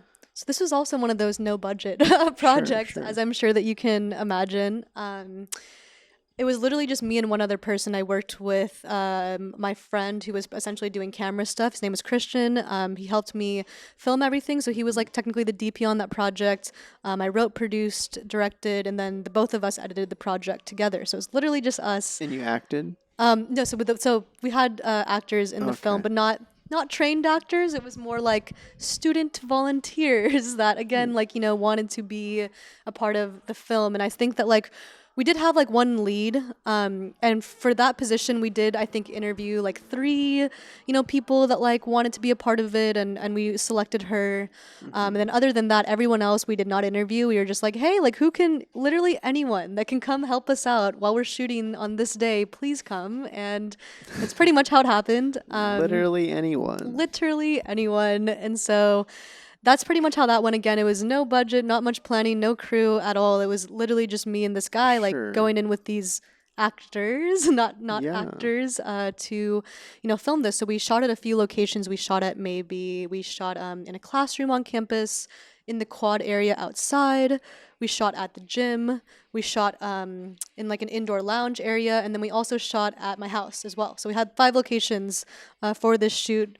We did it over the course of like a couple, like maybe like 2 months, and as far as like planning, shooting, editing, all Okay. that. So it was a Yeah. pretty quick like process. It was like in the spring, so it was like my literally my last semester, I think, of like Yeah. senior year. So it was like pretty hectic, but a good experience nonetheless. I think that again, like working with on projects like that where I had no team and no budget, now that I do, it's kind of like, forced me to like learn, how to do some of those things, some of those positions. So now it's like I am more like, I guess, prepared or like knowledgeable about how to go about that. Yeah, yeah, yeah. I mean that we mentioned that a couple times now that any experience is beneficial in one way or Right. another. Um, but no, another example of of pushing through and getting an extra thing done Yeah. and getting another important message out there, um, because I mean, this text line is definitely an option, and this sounds like this is for college folks Yeah. specifically that Specifically, yeah. attend these UCs. Mm-hmm. Because I had a note here that I was going to ask based on all of the projects and stories that you've done so Mm-hmm. far. That might be good to kind of recap, whether it be any of the topics we've discussed in terms of mental health or gender inequalities or racial or like anything, kind of the ask. I don't know if this is the right wording, but like the asking for help Mm-hmm. or aspect of having the experience, or seeing somebody that need, like, I don't know, it's hard to be somebody witnessing something Yeah. and offering help, or or even just for a friend, how can we be there for others, Right. and how can I, as experiencing something, Totally. what are some Yeah. things there? I think True. it's a hard question Hmm. because I think that like so I'm sure you've heard like the golden rule is like treat others how you want to be treated. Hmm. But nowadays they're kind of going by something called the platinum rule, where it's like instead of treat others how you want to be treated, the platinum rule is like treat others how they want to be treated. And I think that's like something really important to note is like, when I'm going through something, what I may need or want out of a friend or a support system could be vastly different than what you need or want out of, that situation, right? And I think that it's why it really just depends on a case to case basis. I think it, depends on the person, the nature of the relationship you have with them, where both of you guys are, like in your lives in that specific moment in time. I think all of these circumstantial like things kind of like add up to like evaluating them on a case to case basis. Like I said, I don't think there's any like one Sure. right or wrong way to approach someone, but I think like overall, again, I think it's good to just check in and ask someone like what they need, like, if you notice that one of your friends has been like kind of MIA. So I'll give you an example of my personal life, right? Like, Sure. so sometimes I have friends, right, that they kind of go MIA. Like I'll notice like, oh, well, I haven't talked to this person that I usually talk to like almost every day. It's been like 2 weeks. I haven't heard from them. I've tried reaching out to them and they haven't like answered, or they've been like very short or like whatever. And so in cases like that, sometimes I'll literally just like ask the person and shoot them a text or give them a call and be like, hey Eddie, just noticed that you've been like a little like MIA lately. I totally understand if you've just been busy doing your own thing. If that's the case, totally feel free to disregard this message. But if you are going through something, like just know that I'm here for you and I love you, and that's it. Like I'm not gonna push you to have a conversation. I'm not gonna, probe and ask you about your life. I'm just here to let you know, like, hey, I'm here for you. I got you. I care about you, and that's all. Like that's all. Someone really Okay. needs to Yeah. to hear in these moments. Yeah. That's a great suggestion. I like it a lot. I know. I work for. I freelance as a script Mm, supervisor. As well. It's my bread and butter. yeah. For staying out here in Los Angeles, I'm really good at it. What I was gonna say is, there's this company that I've done a lot of projects with, because they do recurring streaming content for their service. It's for this veteran television little network. Mm. So they make content for military veterans, Oh, cool. which uh, what's the word? Historically, it's known that people coming back from military experiences experience high mental health, Right. like a lot of mental health issues, high Absolutely. suicide rates, all that kind of stuff. So they make like comedic content joking about experiences, and so you can laugh it off Mhm. versus like have to watch those army ads where they glorify the Right. experience and stuff. So one thing that they push through their content is they have the little, like end of video bites where you hear from the actors and like, hey, text a friend, do like all that kind of stuff. Mhm. So similar thing where their Right. excuse is like just reach out and say hi, um, and just kind of like, I guess ideally it's a whole win-win if they're like, oh, I watch this show, or I just laughed at this thing. This is, or let's laugh about our Yeah. experiences together. Totally. Um, so just the reach out and be like, hey, friend, what's up, dude? Exactly. Yeah, I'm thinking of you. Yeah. But yeah, no, it is difficult, knowing what people need, Right. even with the communication. It's just difficult. It's hard. It's always hard, because, none of us are mind readers. So it's like, of course, there's going to be times where none of us handle a situation perfectly as to what the other person would prefer. And that's okay. And I think that, like, again, in situations where that happens, for example, like, there's been situations where I've been like with a friend or a collaborator, and there's like unintentional like hurt feelings or tension and stuff like that. And I think that, like, one of the things that's like also really important to address is, like, I hear this type of conflict happen all the time with like friends and collaborators, and I think a lot of it has to do with self-awareness and mental health. Is that, say that, like, I say that you are mad at me for something, Always arbitrary reason. Eddie's upset with a me, very angry person. and Yes. and I don't think that I did anything wrong. I think, like, a lot of people, their first instinct is to get defensive, be like, "Hey, Eddie, like, I didn't do that. I didn't, like, I didn't disrespect you. I didn't do this and that." When it's like, that's not really, like, in my opinion, the best way to handle the situation. I think that if someone comes to you, especially someone you care about, comes to you with hurt feelings, the least you can do is validate those feelings, whether you agree with them or not. So say you come to me and you're like, "Hey, Olivia, I feel like you disrespected me, like, in our last meeting," and if I feel like I didn't do anything wrong, that's not going to prevent me from being like, "Hey, Eddie, I'm really sorry. I did not in any way mean to make you feel that way. Like, what can I do moving forward to improve, or can you help me understand, like, what I did, so that I can learn from this and take this with me," and stuff like that, right? Because that's one of the things, is like, you don't have to agree of like what happened, or he said, she said, but like, someone's feelings are always right, or, like, someone's like, again, like, as if they feel hurt, Yeah, they feel there's disrespected, like, something there. it's Yeah. real, it's real to them. So if it's real to them, like, it's real to me as well. And like I said, even if I don't understand it or agree with it, of course I'm gonna still try to make amends and do right by that person. I think that should be carried, with these topics of mental health, especially, too. hmm Yeah, it's trying to boil down the interaction and Hmm. seeing what's there. Because I mean, I know on both ends, like there's the intent on Right. one person's side, and Exactly. then there's The the effect. the effect, the Yeah. reaction, and sometimes there's They something don't always like like I don't align. even know why I'm reacting this way. Yeah. Really, Yeah. I'm just saying that I'm hurt, and it's Right. probably not even something like who knows what the thing is. Like Exactly. it's just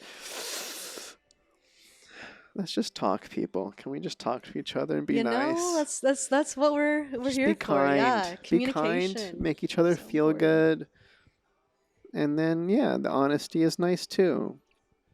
Directness, transparency, all those good things that we're talking about. Um, so we talked about how to help from the outside perspective a little bit. I don't know. One thought that I guess I think about a lot, and it's when we think about all of these things Mm. that uh, I don't know I think calling them things is not the right word. When we talk about like I'll just repeat the topics again. Sure. Yeah. Topics. Race, gender, Right. body positivity, mental health, Yeah. all these of these like topics. yeah, these like intersectionalities. One thing I always think about, which I don't know, I kind of know. Okay, I'll blurt it out. Is I'll speak for myself, or something that I think about a lot is nobody, from my understanding, made any conscious decision to be born Right. into whatever circumstance they came up in. Absolutely. The year they were born, the exact moment, to the family they were born, to the body they were born. So nobody chose to be the person that they are. Agreed. So, with that being said, I feel like it doesn't make any sense it doesn't make much sense to pass any sort of judgment or criticize people for stuff that is obviously out of their control. Agreed. And I don't know why that's not more a common thought. I wonder the same thing. Yeah, no, you're asking the questions that I feel like a lot of us get frustrated about, right? Like especially in this, day and age where I think that we have a lot of polarizing like views, like politically, socially, like as a nation, right now, especially because of the last like 4 years and what happened last year with COVID.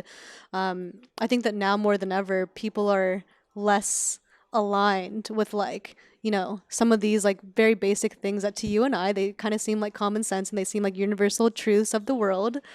And it's hard because I get frustrated about this like a lot, and I think that it's like I don't even have an answer for you because I've obviously thought about it a lot too. Like why are people the way that they are?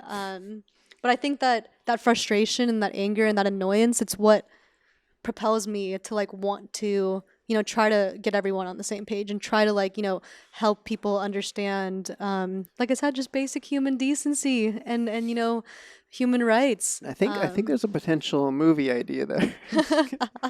There you 'Cause go. I guess like the beautiful thing about storytelling, and I know this is something that you lean into a lot. I know in the short film world, it's hard to kind of tell a story that's not obviously about a thing. Like it's kind of like this is a story obviously about body positivity, Right. because we have 5 minutes to tell it. So this is the story. Um, I I guess like and I think you have this mentioned somewhere. I think it was in the LA Voyage article where you talk about there are enough movies out there that the escapism theory. Right. We go to the movie. Let's say like I go watch Spider-Man because I just love the outworlds. Like that's an escape. Is these things aren't real. So I guess like for me, there's especially in the indie world, like there's a balance of we're telling a story and sneaking in, wanting to put forth a message as well. because most movies have many messages sprinkled throughout. So the main through line is probably this, but then throughout this character's dealing with this and this character's dealing with this, and it's like, oh my gosh, I never thought about how this person didn't, whatever. So I was just thinking. Because did you see Soul, Pixar? Yes. Yeah, I have seen that. They almost go to a place. Well, because I was just thinking about how the little baby souls are jumping. I know. down to so earth. Adorable. At no point they're not choosing where they go. That's not a part of the process. They just jump down. I think it's random, right? Yeah. Anyway, I was thinking about it'd be a cool movie where that's a thing. That's like the hammer home message is nobody's choosing anything, and you might have been born 500 years ago. Who knows? Right? Yeah. I don't know.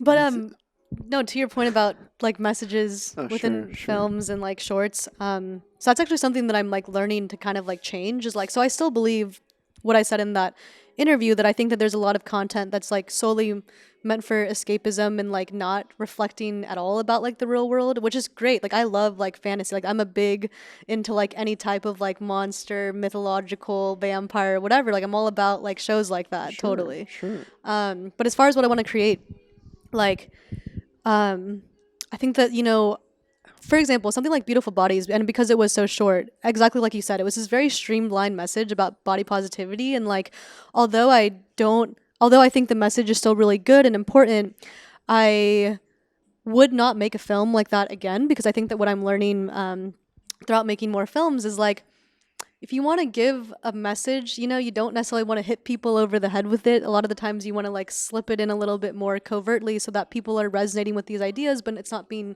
force fed down their mouth if they, if they feel very adamantly in the other direction, like for example, right? And so what I'm trying to do now, and something that I did with Madness Incarnate is, Beautiful Bodies is a drama. And I thought that, when I first started like writing when I was like younger, I thought I always wanted to kind of do like dramas, because those were always the films that I was personally most connected to. Like my two favorite movies of all time are Pursuit of Happiness with Will Smith and then Slumdog Millionaire.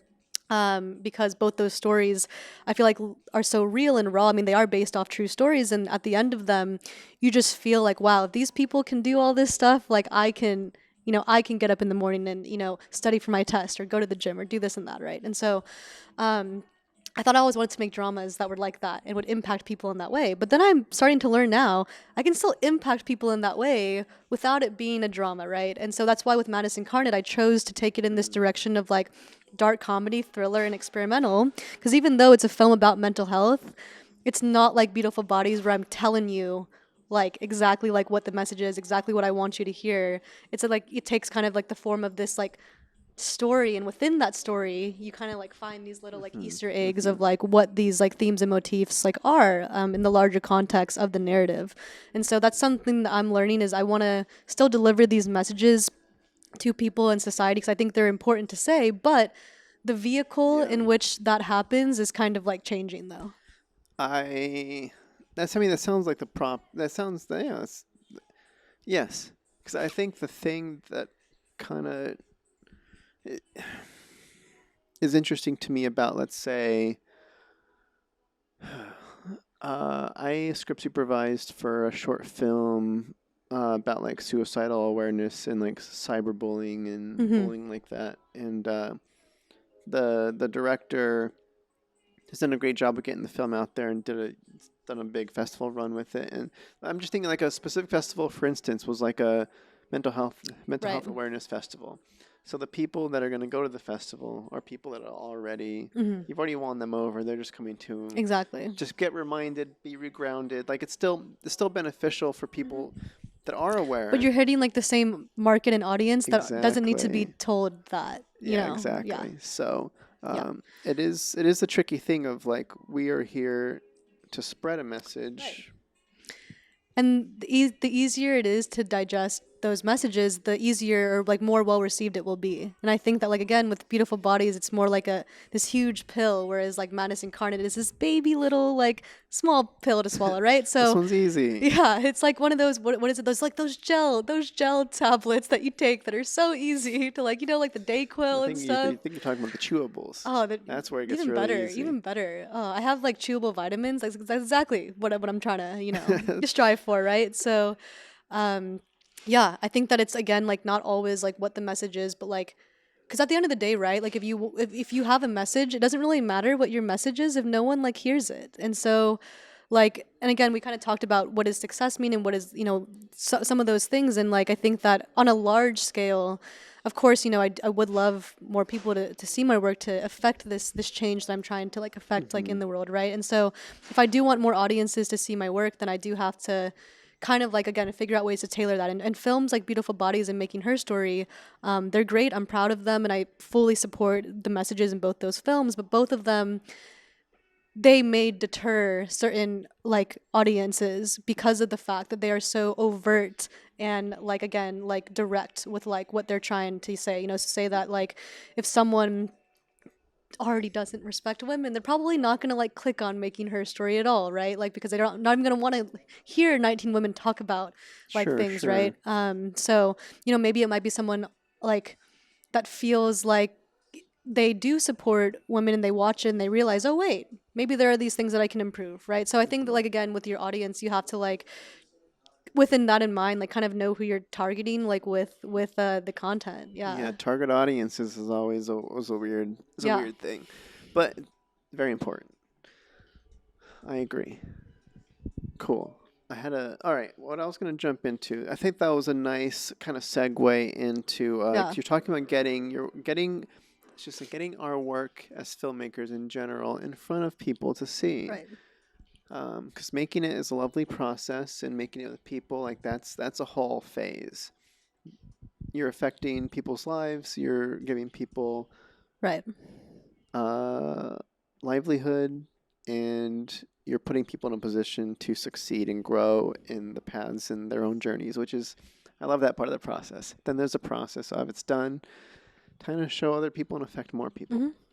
I wanted to ask about how you, for Nirvana, Hmm.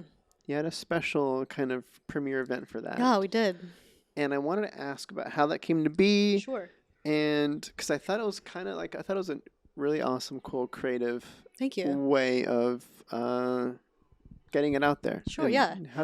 yes. How did that all come to be? Yeah, yeah. Yeah. So kind of explain some context. Going back to Madness Incarnate. So my lead actor, Paul Rush, who I mentioned before. I keep thinking you're going to say Paul Rudd, but yes, geez. Not quite, not quite. But Paul, he owns a theater company called 66 Theater, and they are based out of an institute, the Lee Strasberg Film Institute for acting. Essentially, it's an acting school, a very reputable one that we have here in Hollywood. And essentially, they have like a theater within their acting school, the Marilyn Monroe Theater. It's a small theater, about 100 people capacity, but they do offer that to rent out for like types of events or film festivals, what have you. And so, with Madness Incarnate, Paul, he had already offered, hey, like once Madness Incarnate is done, we should have a premiere here at the Marilyn Monroe Theater. And so that always kind of sat in my mind. But Nirvana ended up getting done before Madness Incarnate because of the deadlines that we had through Eddie Bauer, the company.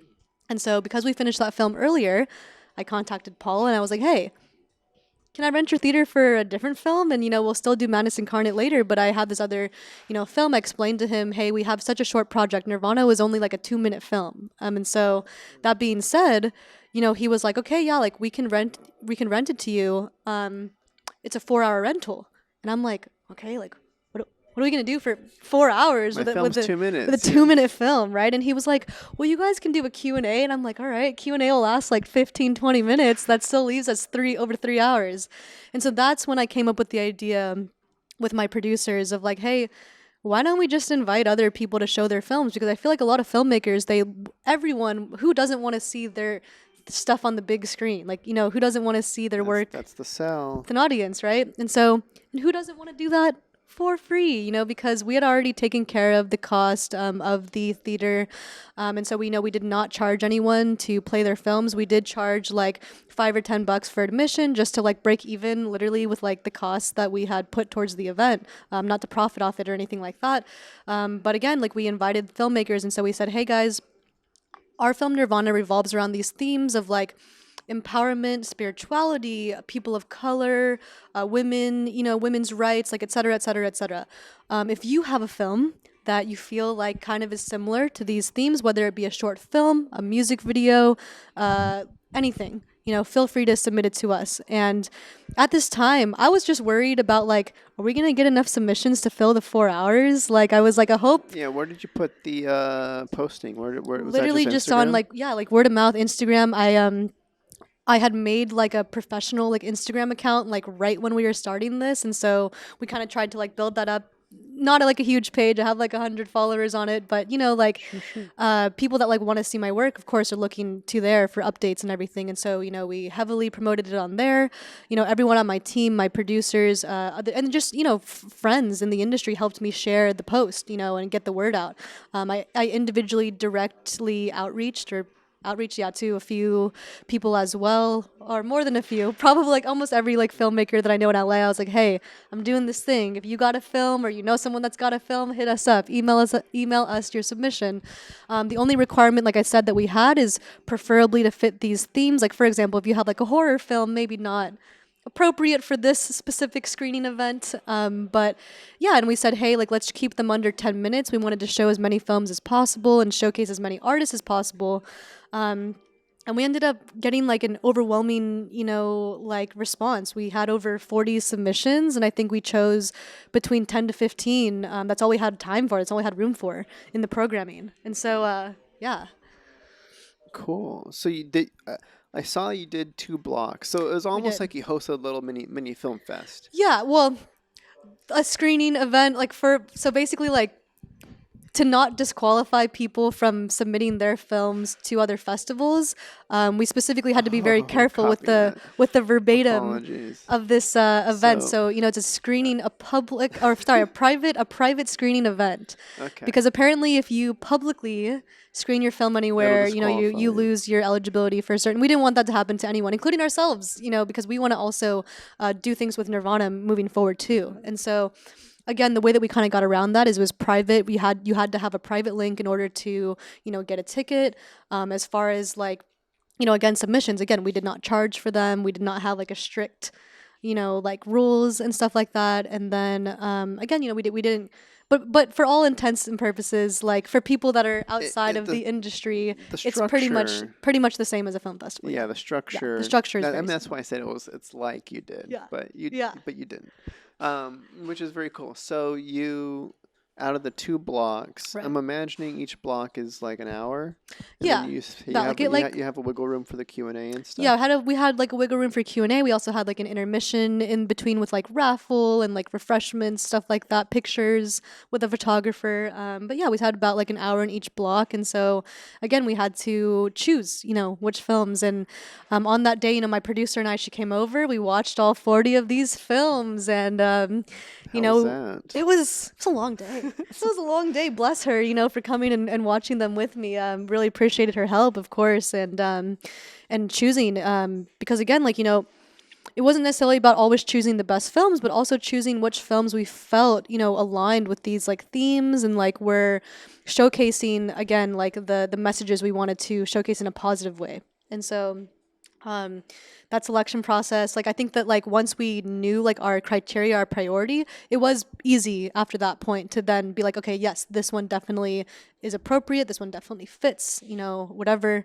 And then we contacted everyone to like notify them that they had been accepted into this like screening.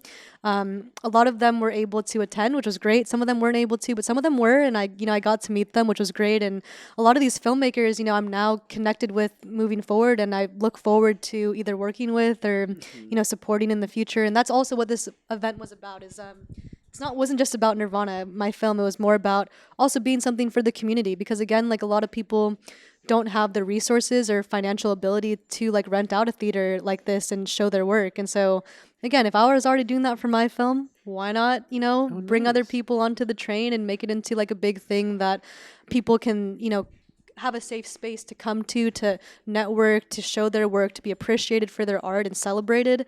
And now we're going to kind of make this a thing. So with the Madness Incarnate, as I mentioned, we're nearing the end. We're going to try to have the film finished up by the end of January or early February. So in March or April, we're going to be having another one of these events for Madness Incarnate, where we're going to, again, have like a screening event for Madness Incarnate, but we're going to invite other filmmakers to show their work. And this time, instead of being about like inclusivity and people of color and empowerment, the theme is more so going to be a mental health themed, like those types of submissions. And For so, sure. yeah. I love it. You it's like you took a thing almost like a whim and it became a whole opportunity to do the lovely thing of supporting other Right. creatives and yeah, the nice thing that you're preaching earlier or pitching earlier of it's not about being competitive and going at each other. It's Right. about actually like, what if we were nice? Yeah, No, exactly. that's awesome. Cool. So that had 2 blocks. You screened that film at the top of each block, Yep. and you got to get it out that way. That was a little private event. So I'm assuming that one's not was that is where did that one go, or what is that up to now? So Being that that's project Nirvana, yeah. So as I mentioned, we did work with the company Eddie Bauer. They awarded me this film grant, right. and that's what we used to fund the project, solely that money to fund the project. And Which is awesome. yeah, and within that being said, the grant was really like really nice in the way that like I still own the rights to the film. The company doesn't own any part of it. It was just like I give them permission to like help promote the project and to share, the trailer and things like Yeah, that. it's like, please do that. Yeah, please help me out, right? So it was a great opportunity. It was, and I think that now what we're trying to do with the film is we're between a couple of different things. We're either gonna enter it into film festivals and go that route, or what we might try to do is because we did make it in the style of a commercial and something like marketable, we are potentially trying to also talk to Eddie Bauer and see if they're interested in like partnering and continuing to collaborate in some capacity. As far as like I've talked to my post-production team who are more than happy to like recut the film in a way that promotes their brand like more, and if they are willing to hire us for that or cut some type of deal, because in that way then we can then go ahead and, as I mentioned, we used the grant money for the entire production. So a lot of people, they worked for lower rate than normal. And then myself, my two producers, my DP, and my lead actor, none of us were paid from that project. We all donated our rate towards the production because we wouldn't have not been able to make the film otherwise, the cost of equipment, insurance, things like that. And so because of that, if the company did want to additionally, hire us or contract us to like, sell them this commercial or like for to buy this content, right, then we would put that money back into the people who deserve that money and such, and like try to, like I said, see if there's and that's also a great way for more people to see the work too, right? Is like the whole point of festivals is for people to see your work and to see your abilities as a filmmaker and to invest into like you. But if the same thing or more can be accomplished by, say, a national commercial or like a brand like Eddie Bauer that's been around for 100 years, and they do have a lot of like power within the outdoor industry in that niche, and so there would be opportunities for us to gain like that type of exposure and like just like again bring everyone on up that was on that project, right? And so everyone being like credited and like again like celebrated for their work on that and their abilities. And I think that like if that can happen, great. Like right now my producer and I, we just received an email today actually from one of our contacts at Eddie Breaking Bauer. news. Yeah, and so they're down to move forward with just having a meeting and like seeing like where that goes. So nothing's figured out right now, and like I said, if it doesn't work out, then we'll consider going to film festivals instead. But yeah, very cool. No, I mean it seems like I can definitely hear the pitch. It's like, hey, we already have the footage. We just got to recut it. It's a 15-second spots, 30-second spots, or whatever. Exactly. Yeah. Cool. Well, best of luck on that. I hope Thank that goes you. well. Yeah. Let's see. I'm trying to wind us down here. I want to talk a little bit about the future. Sure.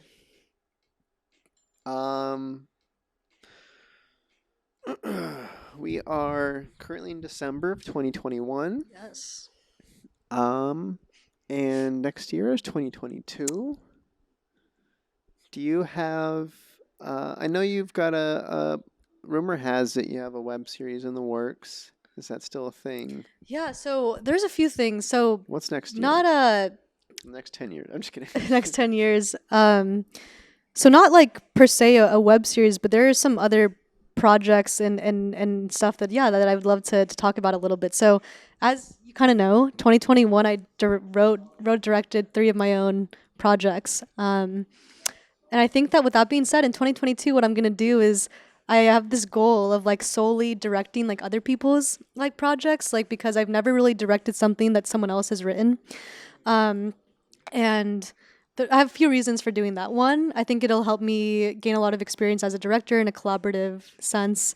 Second of all, it's going to be less physically like time consuming and like mentally draining. Like when you're like the writer and director on a project, like these are like your babies, and right? Producer. So it's like and producer, like these are your babies and you're like raising all of them up. Whereas when you're just directing someone else's project, of course I still care about it, but it's not the same level of like investment. It's not my brainchild, so to speak, right? So it's a little bit different. And then so that's another reason too that I wanted to kind of have time for myself. I'm kind of like in the process of developing this like limited series like idea that I don't want to say like too much about yet, but it's partially autobiographical and partially also rooted in fantasy as well. So I'm kind of combining those two things. But I want to have time to like do ample research and writing with that project. And so next year in 2022, I plan on, like I said, probably just directing other people's films or working on other people's sets. And so far, the things that I have lined up is, so in January, I'll be directing my first music video out here in LA. It's actually with someone that lives in this apartment, an artist, Dakota Cruz. He's an up-and-coming, rapper, songwriter, singer, and everything. And so a really good friend of mine. Looking forward to directing this music video for him in January. And so that's kind of the first thing that we have going on. And then after that, I do also plan on directing a couple other music videos with some other friends, artists throughout the year. I'll also be producing and ADing my first feature for the first time as well. So I have another friend who lives here. I saw your announcement on that. You're producing and the AD. One of the producers, not the only producer. You're a producer. Yes, a producer. And also the only AD. First AD. I'm sure we'll have a second AD on the project too. But so this is for, again, another friend / neighbor who coincidentally lives here in this apartment. I'm telling you, a lot of people that live here place to be. live in, work in the industry. Move in here. Shameless plug. But so he, as the director, invited me onto this project. And so we haven't quite started pre-production yet. We are finalizing things as far as the budget and the timeline and the dates. But I'm really excited. It's a great script. Our writer, Christian, he just finished another draft, and I love it. I feel great about it. It's a horror film. So it's my first time truly working on a horror in this capacity, because that's kind of one of the genres that I haven't explored as much in my own filmmaking. Yeah, I stay away from it too. Yeah, I mean, I'm also one of those people where I'm not the best at watching scary movies. I'm very scared and stuff. So I'm the total type to hide behind a pillow and yeah, it's hard to direct if you can't watch the monitor. Oh, absolutely. And so I'm hoping though that through this film I'll be less scared of the movie, because I'll see that it's not real. Yeah. So we'll see if that happens or not, or maybe it'll make me more scared. I don't know. Yeah. But so I'll be doing that project as well, and then I also have a few other short films with people that were going to be writing and acting, and have hired me on to direct for them. So I have 3 in particular that I have lined up right now. One of them is with one of my producers, Tegan Barnes, another talented filmmaker, Shainu Bala, and then also another talented filmmaker, Brandon Swanson. I've talked to the 3 of them about, again, we have these goals of shooting these projects all within next year of 2022. And so, we got 3 short films, we've got a feature, we've got a few music videos. So 2022 is looking pretty busy already. Yeah. Sounding, yes, busy, involved, exciting. Very exciting. How, in terms of the AD thing? Sure. Have you first AD'd before? I have. Yeah. Okay. Yeah, I first AD'd on a few projects. The biggest set that I probably first AD'd on was about last year around this time. A colleague of mine from USC was shooting a pilot, and that was about I think 30 people on that set. Okay, and so sweet. That was the biggest one that I had worked on, and it was a great learning experience. Both of the producers on that project taught me so much through that experience, because prior to working on that film, I had assistant directed, but not for that many people and not for something of that scope. So that was a great experience, and from there I've also done some AD and producing work since then, which is also kind of added to my repertoire of that position. But of course, it's a lot different than directing. It's kind of the opposite of directing, because you're doing all the non-creative stuff, all the scheduling. You're making sure all the departments are all good, and sometimes if you don't have a COVID compliant officer, you as the AD, you are the COVID compliant officer. So that's safety, another, that's safety, all elements of safety. Safety is super important, but on top of it being a stressful position on its own, it's that's a lot to throw on to there. Yes. For sure. And so obviously I don't want to be an AD in my career long term, but I think that being an AD, if you want to be a director, is a great, again, learning experience, because you get to be the right hand person of the director and see kind of that whole process. You are very involved in certain aspects of pre-production as the first AD too. So it's you get a chance to almost in a way shadow that you're that there the person whole and learn. time. Yeah. And so there are great things that you can learn from it, even if you don't want to do that position. No, Like I for wouldn't say that sure. I'm passionate about like ADing or anything like that. Like it's not like the most fun position like by any means, but As long as you're good at it and you can get it done. as long as you can get the work done. And I think Yeah. that an important part of being an AD on set is like just trying to keep people's spirits up. I feel like a lot of the times everyone hates the AD, so it's like, because you know you're the one like yelling at everyone that they're behind. But it's how you do it. It's how you do it that I It's think can really like either boost the morale on set or it's like everyone just feels super rushed and annoyed. So you know. yeah, getting on the director about like, do we need this shot? Like, can we? It's like I know I direct too, but like, do we need the shot? I think that's hard too. Is like when you're like a director on another director's set, is you do have to be like super conscientious of not like overstepping. And I think that's 100%. like Yeah, the AD yeah. is at no point ever.